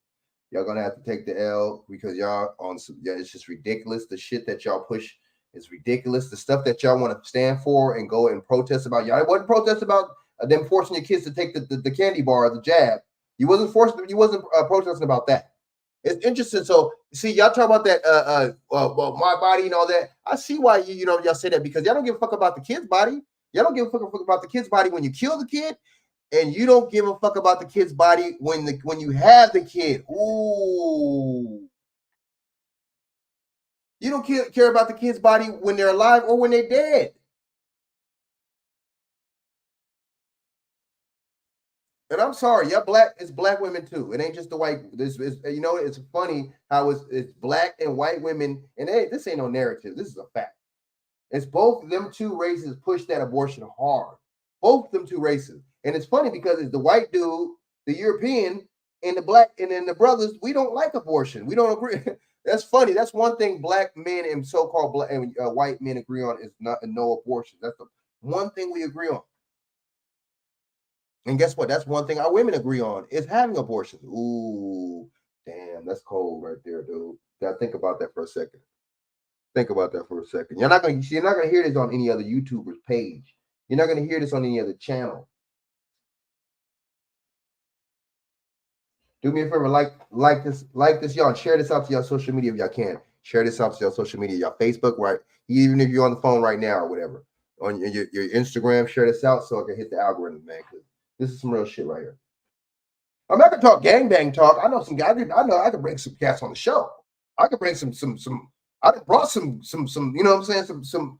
I could bring some gangbang. I could bring some people from the streets on the show now. Let's not get it twisted. But see, I'm trying to have a different kind. I notice I'm not gossiping. I'm not talking about no gossip. I'm not talking about celebrity gossip. I'm not talking about no bullshit. I'm not really talking about too much street stuff. I talk about stuff like this. I don't really get views for, and that's on our people. That's our fault. Because we like drama and we like bullshit. We like gossip and we like gang street, not just gang, but street bullshit, right? We love, and guess what? That street bullshit involves us fighting with each other. So we low-key like that fighting with each other narrative. We like it. Let's just be honest. Let's just keep it 100. You get more respect when you're honest. So this dude Joe Biden is full of it. Kamala Harris is full of it. Kamala Harris talk all that abortion this and women's rights and my body this. She don't even got kids. How about that? That's just like a gun. Oh, I'm pro Second Amendment, and I think we should have that. I'm the gun advocate. You don't even got no damn guns. You don't even know how to shoot guns. I mean, you can still be, no, don't get me wrong. You can still be pro, Second Amendment, and then have guns. So I don't want to, but y'all know. I mean, yeah. So I'm gonna segue into something else, but I want to get into because there was something that he just passed where he wants to make taxpayers pay for, or have taxpayers funded money for abortion. Let me see. Let me look at this shit. If you, the American people, send me a Congress that supports the right to choose, I promise you, I'll restore Roe v. Wade as the law of the land again. Oh, my bad. CNN is on it. Before they shared the spotlight. CNN is on the impeachment. I'm surprised. Shit. And the last table. Someone had to bring I'm surprised. the aloha on a big wave. Bring the They're making a aloha. lot of money off these bullshit ass, what's the names? Hold on. Let me just play this straight like this. Let me see what the fuck. Hold up. We gotta do better with the type of shit that we regurgitate and we watch as people. We like stupid drama, dumb shit, gossip and shit. But when it's a brother, switches the narrative and reports on stuff like a 40-year-old motherfucker should and would, then we don't, it's interesting. Let's go. Come on, when you're adult, you gotta be an adult. You know what I'm saying? Let's keep it funky. All right, so hold up. Those HBCUs. See, they bringing all these damn migrants. They bringing all, and giving all this damn money to train all these motherfuckers, but yet they want to act funny over some HBCUs. But the funny thing about it is HBCUs are not a black-run organization. HBCUs, those are white funding organizations. Those were started by white people, and they're named after white people.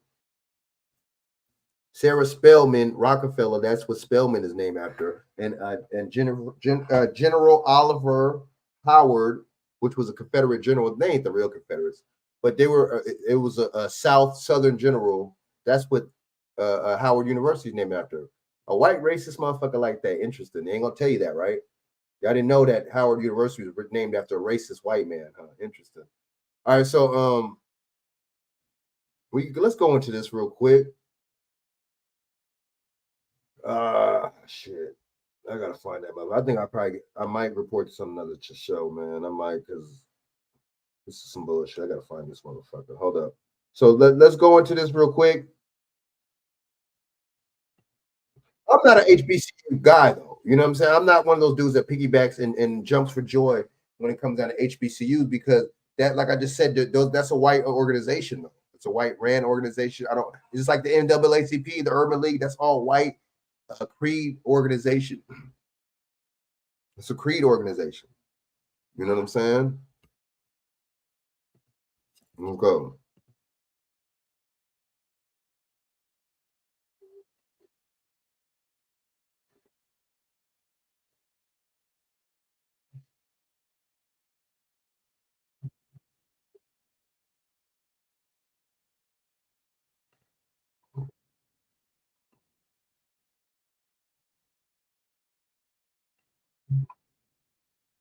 And only 3 HBCUs. Let's roll that first clip. Students graduating from Mississippi high schools, one state senator wants to shut down 3 of the state's 8 public universities. Because of the so-called enrollment cliff, the schools will be competing to recruit a smaller number of students. We do not have enough appropriation right now to support 8 universities. And with a cliff, a downward spiral of enrollment, it'll even be worse. According to the March 6, 2024 Essence article, Mississippi lawmakers proposed bill that could shut down the state's only public HBCUs. 3 historically Black colleges and universities in Mississippi could permanently close if state lawmakers pass a proposed Republican-sponsored bill. According to the proposed specifics, Alcorn State University, Jackson State University, and Mississippi Valley State University are among the schools that could be shuttered as part of the Mississippi Senate Bill 2726, which aims to shut down 3 of the state's 8 public colleges and universities. Republican State Senator John Mississippi is that is a racist ass state. I see what they talking about, dude. And this don't look good. This, you know, you just had the Goon Squad torture the brother, and see, Mississippi is bad, man. I done heard. I got a couple of homies from Mississippi.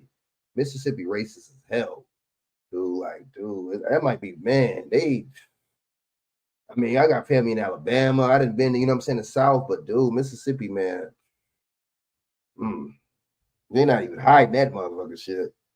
But see, I'd rather be the racist. I have a racist be straightforward anyway, right? But let's go. What the hell happened? They're not even dating. Bold with it. But if this was some creed, if this was a creed organization, if this was a Jewish organization, they wouldn't be doing this. Let's go. It's Mississippi's. Oh, my bad. It is a Jewish organization. My bad. Let's go. 44th District drafted the 7-page proposal, but Mississippi institutions of higher education would make the decision on which universities would close. IHL officials would decide which universities to close by June 2025 based on. Okay, so I mean, I'm not. Like I said, I don't mess with none of these organizations. I don't mess with a lot of these people that run these organizations. I'm not, what's the word? What's that word? I'm not defending this, nothing. But at the same time, what's the point of closing them down? And then when you close them down, what you going to do with the motherfuckers? Oh, they're probably going to make Airbnbs out these motherfuckers. They're probably going to make Airbnb, you know what I mean? You make something and start renting them out. See that? You see how these people do? You know what I'm saying? They always let the corporations and the private entities, the corporations do us dirty. There's always some funny business with these people, right? You know what I'm saying? Interesting, y'all. I just think it's interesting. Don't y'all? Motherfucker. Hold up. I'm really trying to open this shit. Let's go. Enrollment, federal aid, tuition rates, degree programs, and local economic impact. Those schools will be mandated to shut down. I don't get it. They're not. Schools aren't making the state money. I don't understand. They're not. Don't you? I mean, wouldn't y'all think these big ass universities? Wouldn't you think they're bringing Mississippi, making Mississippi's funky ass money? You don't think about stuff like that, huh? I just want to close it down, right? If it was a creed organization, that shit would not be shut down. Interesting. Creed people 10, us 0. Go. Creed people good, real good. 28. You know, every time I read something like this, it, you know, as much as it angers me, it doesn't surprise me because we know what them folks, as Brother Philip Scott also aptly applies, we know what them folks like to do. Whenever they think, I mean, we don't even actually have to have a leg up. If they just believe we have a leg up, that's all it takes. And, you know, you're going to hear it every single time I'm here. Our institution should be run by us, started by us, run by us, funded by us, and maintained by us. But no, brother, no. No. I just said that they're not funded by us. I just said they're not, they're supposed to be for you, but that's the inclusion, because then too, they had all types of legislation, they had all types of stuff too, to let foreigners into these establishments. And I mean, there's a lot of, you see white people at HBCUs, you see Indian, red dot Indian people there. You know what I'm saying? You see all types of different groups there, so I don't get it. They make it seem like it's exclusively for so-called black people, right?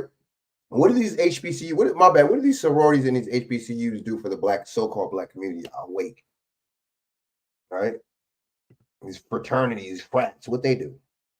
Yes, that is the only way we're going to maintain ourselves in this global system of white supremacy. If you know, like I know, please keep your head on a swivel, be mindful of all the things around you, and keep your education intact. Once again, this is Dr. Abdullah, another proud and honored contributor to the African Diaspora News Channel. Please subscribe, comment, like, and share. What do you think? Is this just per usual for them folks, or is it something that could be greater for the state of Mississippi? I doubt it, but you tell me what you think. I'd love to hear it. Peace. Unleash the power of knowledge and connect with the heartbeat of the African diaspora. Download our African Diaspora News Channel app now on Google Play. Crazy, right? I don't know. I'm not really. I don't know, man. I mean, I don't know. I ain't really.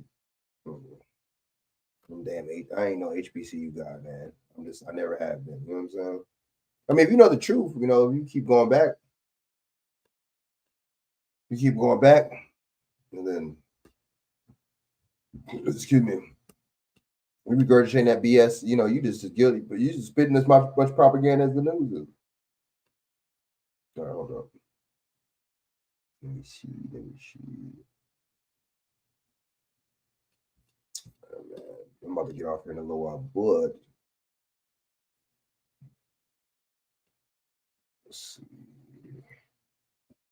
Chicago residents go off on Brandon Johnson. I can't stand that. But see, that makes sense.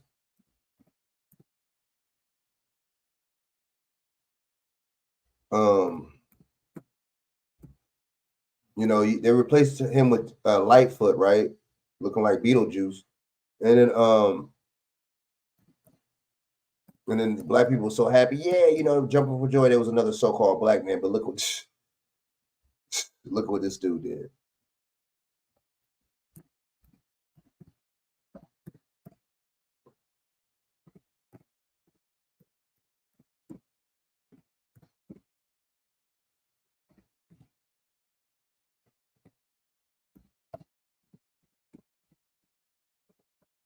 Where you spell Johnson, man?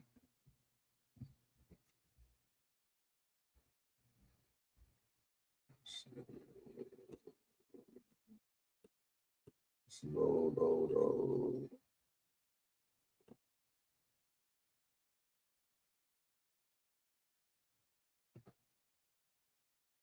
If you have play this, Bane, so I'm gonna play this. This is the last thing I'm gonna play.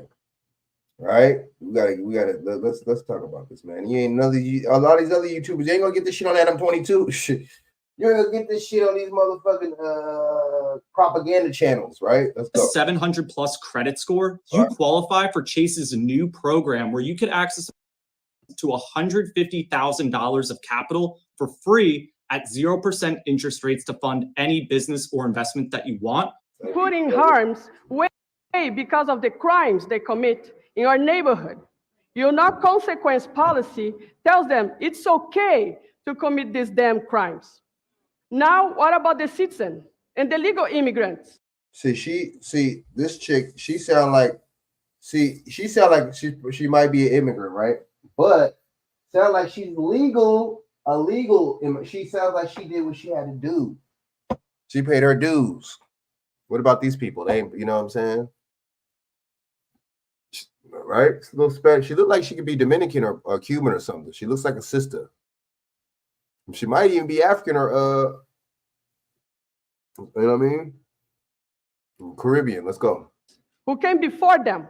We're still waiting years for our own families to enter this country legally. Exactly. Come on, man.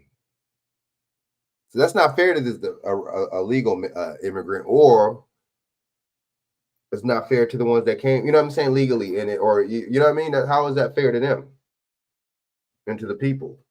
Right? Let's go. It is frustrating to see our voice censored and feeling hopeless. Finally, we know the illegals are returning in the middle of the night, parking our residential permit area, acting if the shelter is a bed and breakfast. They need to leave now. We want our park back. Man, and we demand that. Respect. It's not fair. You guys putting us in jeopardy. Kids cannot go outside. 2 weeks ago, someone was peeing in my yard. A lady grabbed a branch of a tree and took my package from Amazon. They are break to cars. 6:53 a.m. I have videos to prove. Break into cars, and we cannot do nothing about it. Cops come, they see, and they go away. Selling food all the time. Thank you very much for your comments. But see, that makes sense, dude. The police, I think the police, I would see, that's how you let you know the police. You know what the police agenda is too? They work for the municipality and they're policy holders. You know what? The police are going with the narrative too. The police ain't doing nothing to these migrants. Y'all notice that? But see, it's a government, and now it's more federal because then now it's the embassy. And then the federal little packages that they're giving these people. Thanks a lot, Joe Biden and the Biden administration. Appreciate it, y'all. You know what I'm saying? Shout out to y'all. Huge shout out. Our next speaker is Michael Young Bay. Bay, he probably sound like Bay. He might be a more. Let's go. Honest. Good morning. Thank you. Good morning, everyone. Morning. Good morning. I'm more so in celebration. It's funny how people say good morning. We're not mourning. Shouldn't you say, rising or grand rising or, we say morning. It doesn't mourning mean like mourning somebody's death anyway. That's another topic. Let's go. Mode. See, I came down here for homelessness, and try to get housing, rental assistance, etc. And it seems like y'all playing a political game with my family, and I'm a straight shooter. So you just got a political game. You see that? That is a political game, man. So I'm gonna give this person this, and then they're gonna give you nothing. All right, let's go.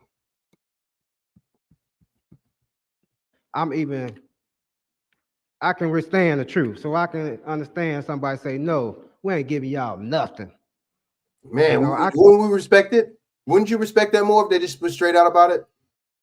But they mean sneaky. That's just like at the job. This is perfect job shit. This is politics at your job. Motherfucking, they supposed to post positions and shit like that. You know what I'm saying? And what they won't post a position, but they'll hire motherfuckers for the position that they want. Or they'll post a position and don't do no interviews, and then they'll hire the motherfucker and they'll say, oh, we did interviews, we posted a position. That's what it sounds like to me.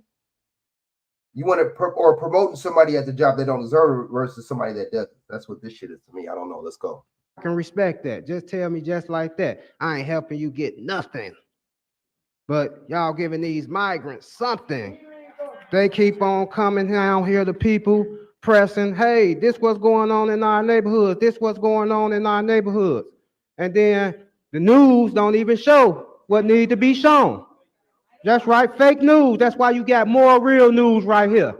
You see, because I've been doing investigations, because when them migrants first came to the 49th Ward, I gave them clothes. I gave them coats. You see, so I know what's going on. And I kept saying that for the longest. Well, I know you people don't know what's going on to the extent with this migrant and this immigration stuff. Because if y'all so much saying that Texas doing this and Texas doing that, why everybody college parked outside them shelters that's employees, their license plates have Texas on there. Give me that job, man. I do security. Why you giving this to somebody from Texas? You see, that's what's going on. Don't help me come out here. I told y'all, I had to let go last time because it's stuff involving my child. So me as a father, and I know that these places are against fathers. They're against husbands. I'm a married man. You know what I'm saying? So I'm standing up for men. I'm standing up for these homeless shelters that y'all got our people in that got mold, that got rats, that got roaches, bed bugs, etc. And y'all putting them in nice hotels. What's going on with that? How's our people? Y'all that bring Chicago home needed to fail. And I push for it to fail. Because if you want to bring the citizens of Chicago home, them people that's already in shelters, especially our veterans, they died for us. They died for us, especially our veterans.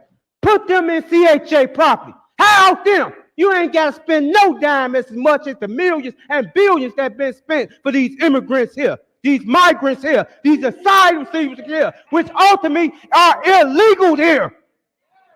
And there's people here that been going on the radar. They can't get a green card or work permit, and they've been here 20, 30 years. Seniors panhandling on the street because they can't get nothing. I'm for the people. And I ain't come to... Thank you. Thank you very much for your comments. Our next speaker is Mrs. Lawrence.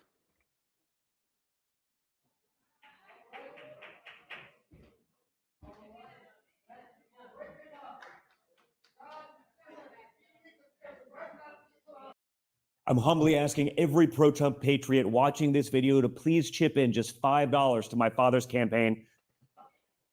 Oh, they're going to chip it in too. They're going to do it. Best believe they're going to do that.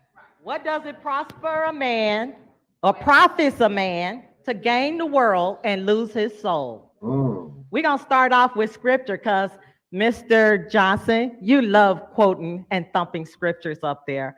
And this is something I think is special for you. So I thought I would state that to you. We're going to talk about this executive order of yours that comes from 2023-16, where I'm not going to read it all because I don't have the time. But one thing I want to point out is how you made it clear that you're going to stick these people in our neighborhoods and that we have to just accept it.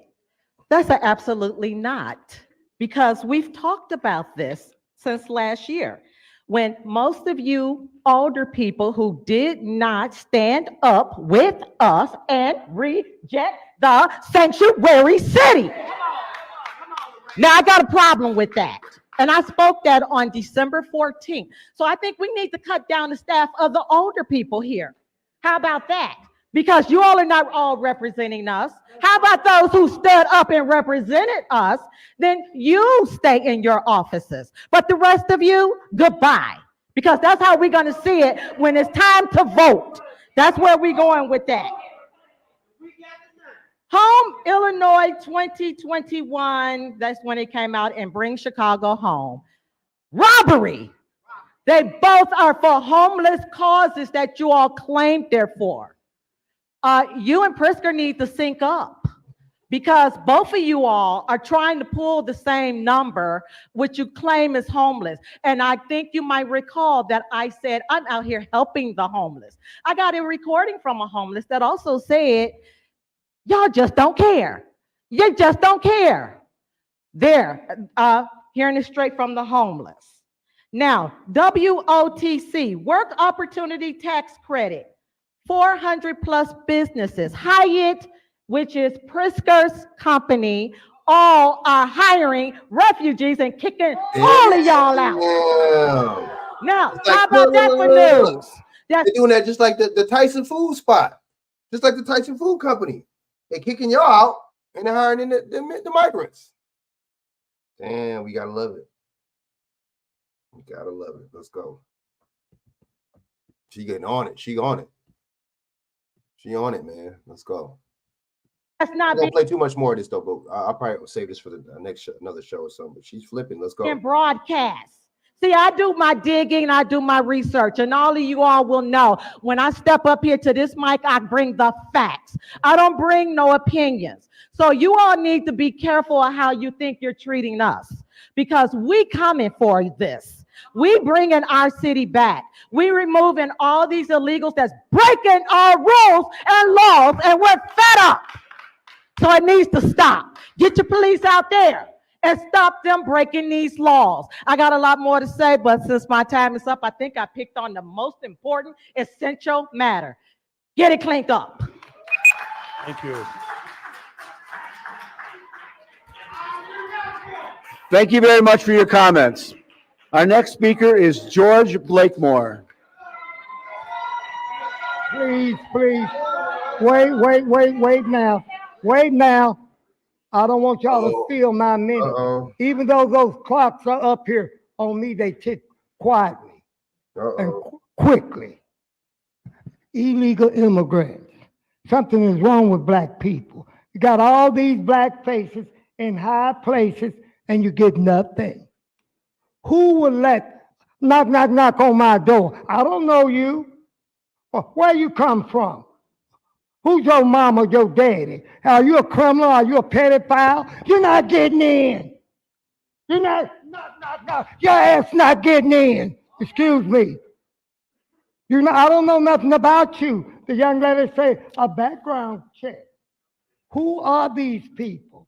Where did these people come from? Why would you bring them here? And why would you push them on the black community, the most poor of all? We are in a caste system here. And at the bottom of this caste system, black people. I'm not talking about India. I'm talking about right here. And you got the audacity, you black ones I'm talking to, the audacity to bring in an illegal immigrant. Why would you do this? Sell out. Ain't your mama. House in. Yes, I said it. Because that's the way you act. It's something wrong here. It's something evil here. It's something corrupt here. What is it, Mr. Blakemore? All of these people here are Democrats. All of them are Democrats. That's the, do you notice that's the connection? All of them are Democrat. See, that's, look, even if Joe Biden get out of office, there's still going to be Democrats. There's Democrats are still going to have a huge influence in this society, man. So I don't know.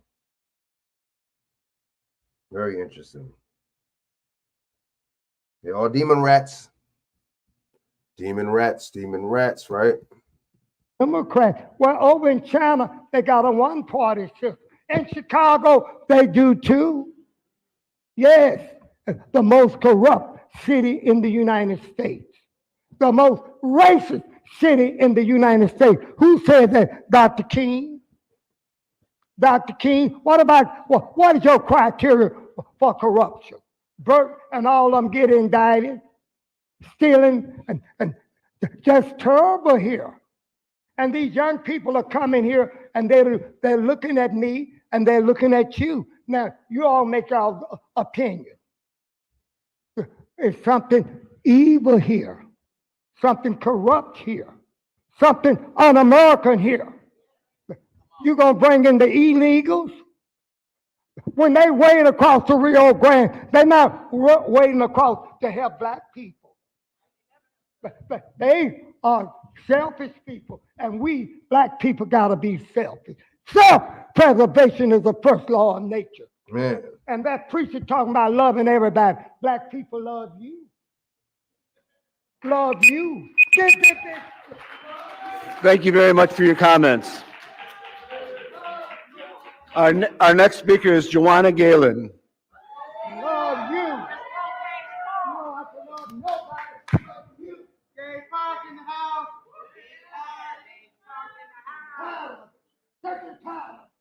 Thank you, Mr. Blakemore. We are moving on to our next speaker. Thank you. Please. Hi to everyone. My name is Juana Galan. I'm from Gage Park neighborhood. I'm here to say to all representatives, you are the one who put us in this issue, and we are the taxpayers. The taxpayers. We are the ones who put you there. So the less you can do is do your job and bring us our safety back. And I have the right to say it in Spanish as well, and I will. Estoy representando a la comunidad de Gage Park. Ustedes pusieron este problema en nuestras manos. Trajeron a los refugiados a nuestra comunidad. La mayoría de nosotros ni siquiera lo supo hasta que ya estaban ahí. Nosotros nos quejamos porque están haciendo de nuestras vidas un problema. Mis hijos no pueden salir al parque. Mis hijos ni siquiera pueden estar en mi propia yarda porque se quejan del olor de la marihuana. algo que antes no pasaba. Tal vez nuestros vecindarios no eran los mejores para vivir, pero ustedes lo han hecho peor. Nosotros los pusimos en donde están y ustedes tienen la obligación de escucharnos. Y también se lo digo a los medios de comunicación. Si yo me quejo en español, espero que los medios de comunicación en español se hagan presente. Gracias, Univisión, por estar presente y por hacer nuestra voz que se escuche.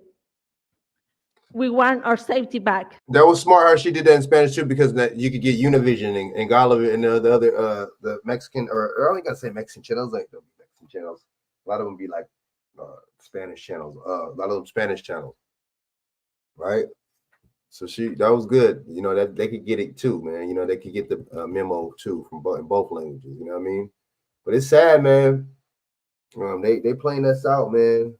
And you know, you bringing other people, all these people to this country. This is, I don't know, man. It's crazy. But then motherfuckers act like, you know, America act like they broke all the time, but they bring all these people to this country. Let's go. It's not fair for our kids. It's not fair for our elders. It's not safe for our special kids' needs. You take the field house from us. And our neighborhood is trash now. I dare you to walk by there at night. And I promise you, you will not like it and you will not be back there.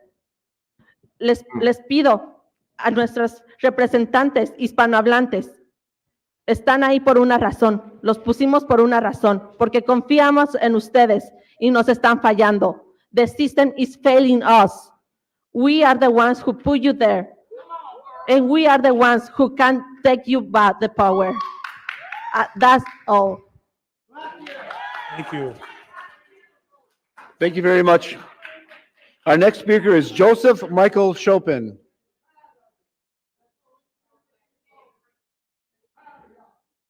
All right, man. This is the last Hello, one. how are you? Good. Good morning. Good morning. My name is Joseph Chopin. I have just two things to say. I came to this city maybe 10 years ago, almost. And I came to produce a movie about Harold Washington. I went through CineSpace, I went through all the investors, I went through most of the people on the city council, even the mayors and the governors, and went to the dinners. And I realized that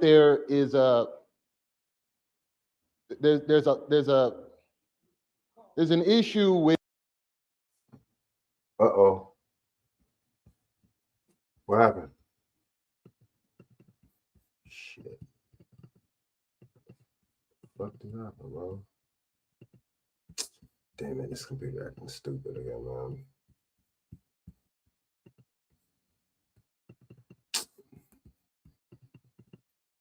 Man. Hold up, y'all. This. All right. I already know what I'm gonna have to do. I'm gonna have to bump myself off and come back on.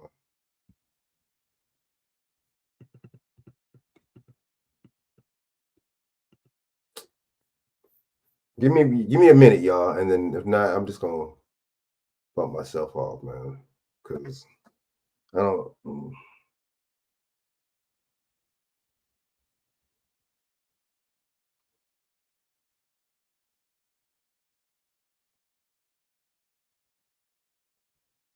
Yeah, this is tripping. Give me 1 minute. You know what I'm saying? Hold up.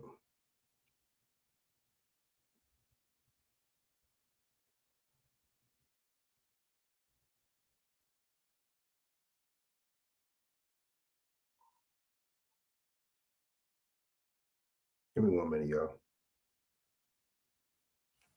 Is it still acting up like that? Yeah.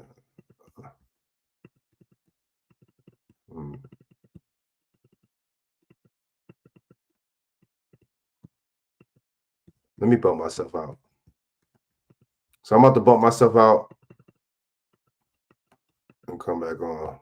Hold up. I'm gonna bump myself. I think I should do that.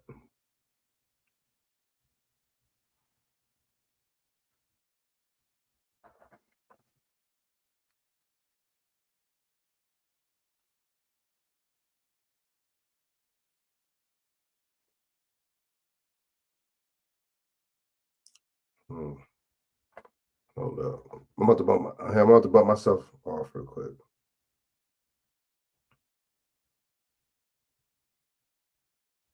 Because it ain't supposed to be doing that. Hold up. We ain't supposed to be doing that. Hold up.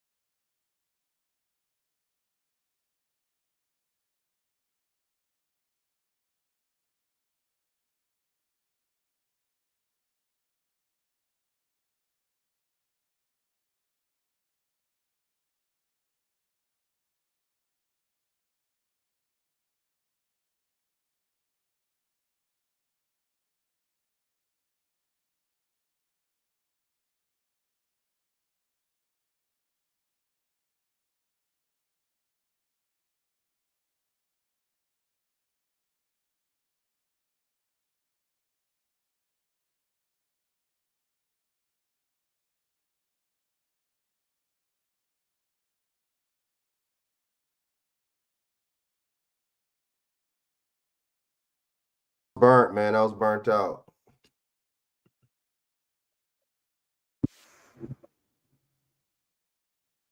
Hold on. What the hell is this?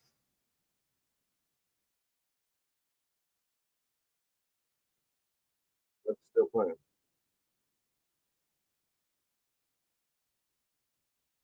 All right. What did I just have it on right now, y'all? My bad.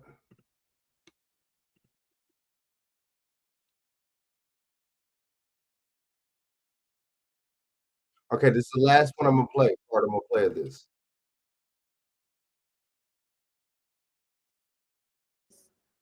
You are. Thank you. There's an issue with financing in this city. There's an issue with financing young entrepreneurs in this city, and young black entrepreneurs in this city. Yeah, but dark skinned black entrepreneurs with like curly hair and kinky hair. It's not light skinned people or white people. It's always going to be dark people with curly hair that have the issue. The only person on this council that I can recognize that helped me get to the mayor was Lamont Robinson. Now, I'm just going to say, because I saw him in the corner here, so I just want to make sure I put that out there. But I found myself in Africa asking young people and entrepreneurs, how do you get money in America? How do you get money for your project in America without going through some grant program where somebody's stealing money or somebody's taking something from somebody else, or somebody doesn't like somebody else, or somebody is trying to get the money for their community and their roads? So I think that the issue is that black people, that we're going to keep coming here and complaining. We're going to, but now it's just about if you're going to listen. Are you really going to listen to us? Because there's a lot of young people who want money, a lot of young people who want opportunity, and they'll find it in other places. You can see them flying other places to different places. And I'm imploring all young black people here today, Africa is your friend. Don't be afraid of Africa. Don't be afraid. If they don't give it to you here, get your business high up so that you can go out there and ask other people for money, because obviously they don't have any money. Yes, they do. But they do. And for certain people, they do. For certain people, they do. For certain people, they have money, but for others, they do not. If you're Black, if you have African descent, there's money for you. There's opportunities for you in other places. Sell here, live there. Sell here, live there. They don't, obviously there's an issue. Sell here, live there. I'm saying it with all my heart because there's, you know, it doesn't make any sense how excellence can come right in your face and you say, you know what, we don't have money for that. Yeah, dude, Brandon Johnson's a sad. piece of shit. Yeah. Thank you. He really is a fucking piece of Thank you very much for your comments. All right, so we're gonna Our play next Black speaker Goon. is Dallas Trent. Last one, man. Last one. Dallas Trent. Our next speaker is Natasha Gray.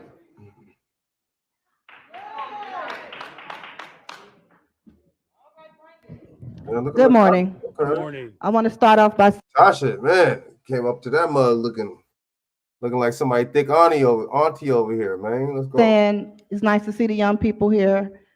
All right, I have a heart, okay? I do have a heart, but what I do not appreciate is your issue with us and our need for self-preservation, okay? This country has not made it, made clean with us as African Americans here. We should not give them a pass on what happens with us here, okay? You appointed a deputy mayor of immigration because we have a refugee immigrant crisis. You've been having a crisis in the city. Where's our deputy mayor? A bunch of boulets sitting here, okay? Damn, she said a bunch of boule. Dude, she called out the boule. Damn, she called out the boule right there. I'm surprised she did that. Damn. That's boule. That's their job is to make sure that the European stays over you. That's the boule's job. Is to make sure they stay over you. Right? Damn, that's bars right there, man. Whoa. Damn, that shit's cold. She said the boule. That's exactly what that is. Let's go. Let's play that back. A bunch of bullets sitting here. And Vasquez, you are an alderman. When have you stood with your people out there protesting? I saw you 2 Saturdays ago at Pritzker Park at 4:30 p.m. But see, we do this, and that's good. I'm so glad the brothers and sisters, and even some of the Latinos and stuff like that are coming together out there. I'm glad. But at the same time, these people are laughing at us. These politicians and these people in higher up are laughing at us. They're not taking us seriously. You know what I'm saying? You know how much money paid these people are getting paid, and see whatever the regular salary plus what kickbacks they're getting from these motherfuckers. Let's go. Come on now. Why you find the strength to protest with them? And you program even after you give these people work people that aren't even supposed to be in the country. That's crazy, man. Permits. Yeah. Okay? You need to be honest with them. It is highly expensive to live here in Chicago. There will be an additional burden on the welfare system. Oh, we don't need that. A lot of them are going to be on welfare. See, and you notice the Biden administration and the Democrats and all these people that are pro, you know what I'm saying, pro immigration and stuff. They're not going to talk about the welfare. They're not going to talk about the handouts that they're getting. But guess what? When it's your black butt, supposedly black butt, you want something or you demand something, you're getting a freebie or a handout. You see, that's that narrative. This country runs under off narrative and discriminations. Boom. That's what this country runs off. Narratives and discrimination. Let's go. Greed and wealth and power and all that. How many schools did you all close?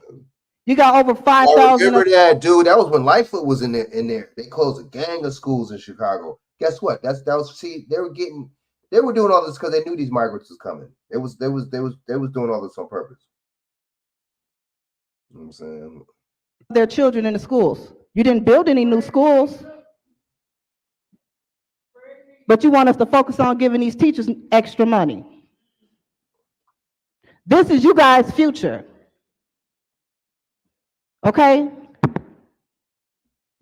I don't see how, and I hate to play the race card, but the government has given us no other choice but to play the race card. And stop asking these people for anything. You're supposed to be demanding. Okay? But you know what? Once they done using you to lead us to slaughter, they're going to put you in the grinder next. That's how it always happens. And don't play on our emotions with Harold Washington, okay? Because he did do a great thing. But what you did in March 23, that was a slap in the face to all Americans, not just Black Americans, okay? The reason why I bring us up is because we are in a national crisis, okay? But when anything is of scarcity, they take from us first. That's why we are in here so loud, screaming in your ear every week about our issues. Most of our time has already come, but we have to fight for our kids. See, that's what the future. Because they're the ones you're gonna have to worry about. Yep. Then the future is gonna be bad for these kids coming up, man. Trust me, man. We think it's crazy bad now. Yeah, we going homeless, and just like in California, you know, this is different states too. It don't matter. West Coast, East Coast, South, it don't matter. They've been doing this on purpose to bring me and usher these people in. That's all. Come on now, right? Let's go. All right, this is the last one. I'm gonna get off here and I'm gonna play something real quick. That's pretty dope. You know what I'm saying? This soldier was going in on this damn fucking country. All right, let's go and I'm gonna play that in a minute. Yeah. Oh, girl, though, she was good. Thank you. Thank you very much for your comments. Oh, wow. Our next speaker is Michael Peters. It was nice to look at her.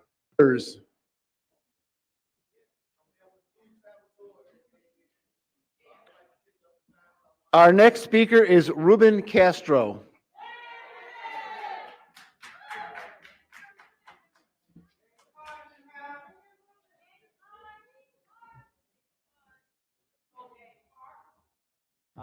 Good morning, everyone. Good Good morning. morning, Mayor. Good morning. My name is Ruben Castro. I am from the Gage Park neighborhood.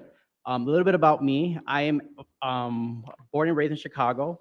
I am a CPS alumni from kindergarten all the way to senior in high school. I graduated at one of the highest dropout rates. At the time, it was 50% dropout rate. And I graduated with an accounting degree from Roosevelt University. And I also worked for large organizations, Fortune 500 companies, and I would say I'm an example of the city of Chicago. With that being said, I'm here to represent my community, Gage Park. Gage Park is going through a crisis right now. Ever since the migrant, and before I even say that too, I want to first by saying that Gage Park is not anti-immigrant. We have documented and undocumented people living in our neighborhoods. Ever since the migrants started to move in our field house, we started to see an increase in in violence. And as a matter of fact, there was a gang violence because someone got killed on 55th and Western in front of the field house. And so a lot of people speculated that it was gang related. People do not feel safe even going to the park anymore. We have seen an increase in alcohol use, drug use, cars being broken into, and only that, but people are also breaking into garage doors. Someone seeking asylum doesn't do that. When my family came here, my family benefited from the Reagan administration during that time frame. The 86 amnesty bill. Bet how much you want to make a bet? When Reagan was in it, that's when he ushered in that 86 amnesty bill. They've been doing this, Republicans and Democrats. I'm trying to tell you, I don't matter. They both want these. Both want immigration. The Democrats and the Republicans, and it's both the Europeans doing it. Well, it's the Creed people and all that too, but it ain't us. Well, it is us because we're the gatekeepers. But trust me, it's people that got money and influence. Let's put it like that. That type of immigrant, people came here to work, they came here to build, and they came here to respect. The people that are moving in here now are not respecting us. They're not respecting our neighborhood. They're literally. See that I see why, because you give them everything. You spoil them. You're giving them. You know what I'm saying? These people ain't stupid. Just because they don't know your language don't mean you're stupid. You know what I'm saying? They're still people. They know that they're getting treated better than you. They know that. And how do people that come in your house they get treated better than you act? They act like fuck you. What you gonna do? I'm in your house getting treated better than you. You don't even get respect, and I get respect more than you. So why should I respect you? Bam. Everywhere. That's like basic psychology, really, right? People don't feel safe. And I'm also very disappointed in Andre Vasquez and Carla Ramirez Rosa. For some weird reason, you all are getting media time, yet we literally had a press conference on Sunday talking about this, yet for some weird reason, the media chose to pick Andre Vasquez's side and not our side, and that's why we're here. Just to let you know, as you all know, that the Democratic National Convention is going to be happening in November. Just for a second, and sir. just to let Hold on. Stop his time. Continue. Just to let you know that the Democratic National Convention is going to be here in November, and there's a growing number of people in the Hispanic community that will not be voting the same way as they did before. If we do not, in August, if we do not get issues resolved, people will not be voting how they used to before. And this is for. And this is coming from a Latino dude, whatever, Spanish, Latino, Hispanic. I don't even know the new terms now. The politically correct ones. I don't know. See, that makes, what if these, because this dude is for American citizen. What if a lot of these American citizens that are Latin or Hispanic, what if they do start switching to how they vote, man? That shit would be, dude. And the brothers and sisters. Hopefully, black people could be on board. But what if everybody, and see, Chicago is showing this is what everybody across the United States should be doing. We don't talk bad about these people from Chicago because they got some balls. They're sticking up. They're holding their nuts. While everybody else is in these other countries. Oh, my bad. We're not talking about abortion rights, so we're not going to protest and come together, right? So, hold up. All right, Doc Balls. We going homeless. Oh, yeah, the government is corrupt. Venezuela empty out the jails, and then they said that they don't want them back either. Ooh. Traditionally, Latinos vote Republican. That's a fact. That's a fact. That's a fact. That's true. They're gonna be voting Republican anyway and shit. You know what I'm saying? Because they come over here. They don't. But see, that makes sense because they don't believe in abortions and weird ass Democrats do. So I get it. That makes sense. That's weird. Why would you? That's another topic. Let me see. Boom.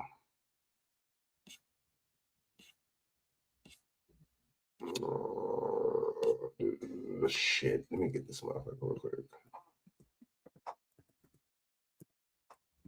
Let me play this. I want to play this last thing before I bounce. About the soldier going in on losing his voice and shit. Going on these proxy ass wars. We must stop sacrificing lives for defense contractors.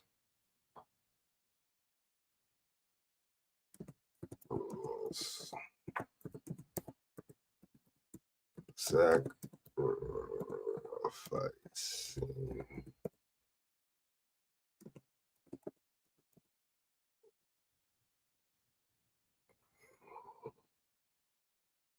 Lives.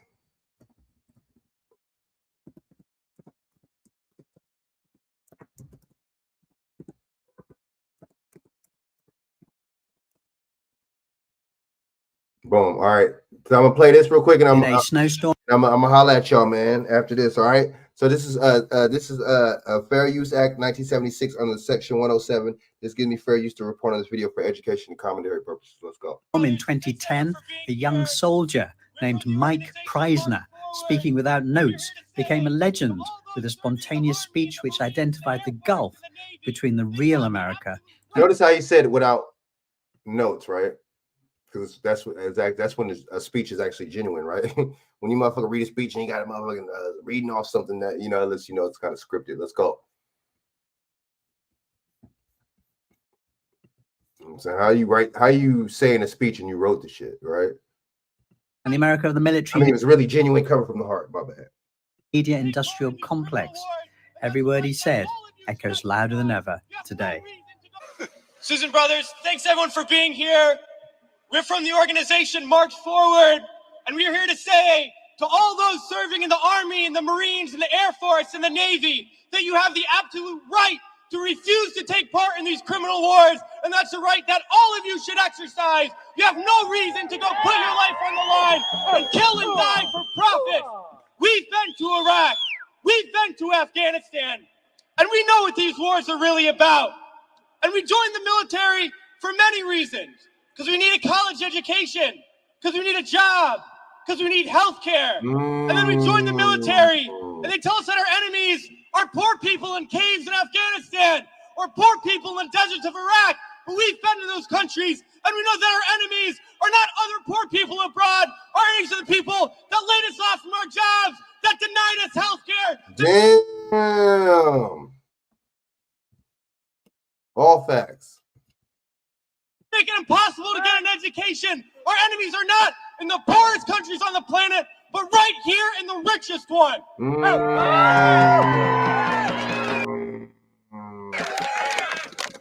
Now these wars, the occupations of Iraq and That's the coldest motherfucker out there. What the fuck that? Sheboygan, Idaho?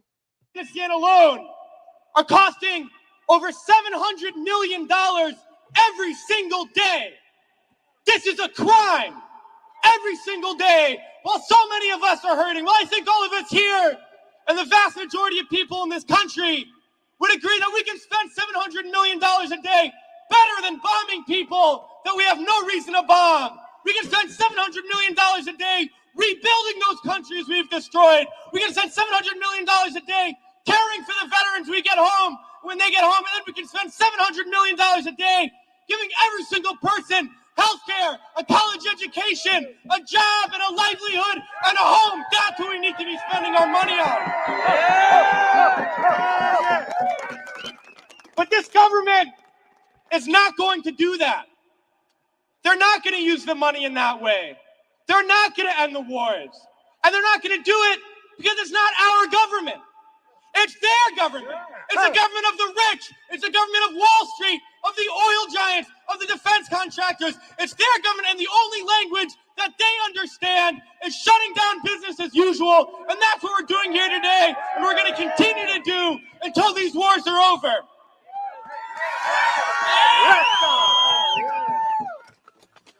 Well, it's crystal clear now that these wars are going to continue and expand and go into other countries. That is the trend. That is what we know, that there is perpetual war, and it's only going to stop if the people stand up and stop. We got to stand up. We got to come together. We're not going to come together because a lot of people they got us in a selfish, it's very selfish right now.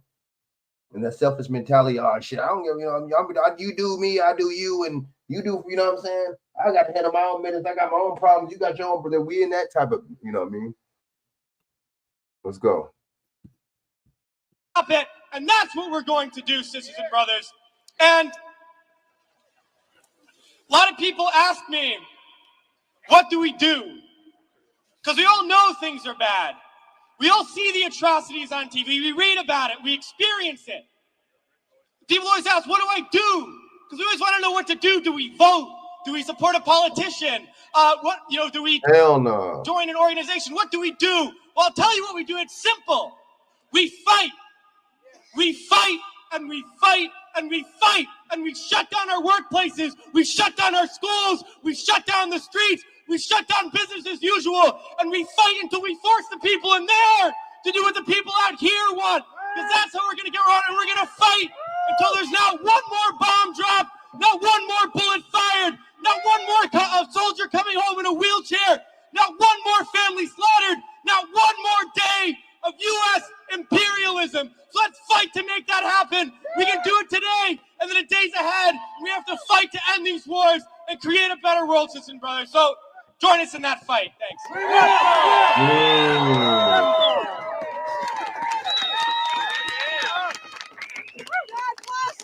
I'm gonna get off here, y'all, man. You know what I'm saying? Does that motherfucker do the whistle now? I'm about to get off here. Damn, I've been on here for a minute. Damn, too. Oh shit. Yo, good looking out for y'all. Staying on Dark Boss, man. I appreciate it. You know what I'm saying? Mason Capone. You know what I mean? Couple cats I was on there. I appreciate it. Salute y'all, man. You know, Yeah, thanks for following me, man, and supporting me. I appreciate it. So share this out to your social media. Please share this out if y'all can. Hit that like button, subscribe if y'all not subscribed. Hit the notification bell to let you know when I go on. So share this out to your social medias, man, so I can hit the algorithm and just keep supporting, man, and keep tuning in and tapping in. I appreciate it. All right, so I'm gonna holler at y'all. All right, you know what I'm saying? Until next time, y'all. Should I probably do another show either Friday or Saturday or something like that? Maybe even tomorrow. So I'm gonna start doing more lives, man, because it's getting interested, man. It's getting towards summertime, man. It's getting towards election time, and so the more towards election time we get, the more bullshit we're gonna get. All right. So good looking out for tapping in, staying on. You know what I mean? And salute and share this out. Until next time, y'all. I'm out. Salute, peace, man.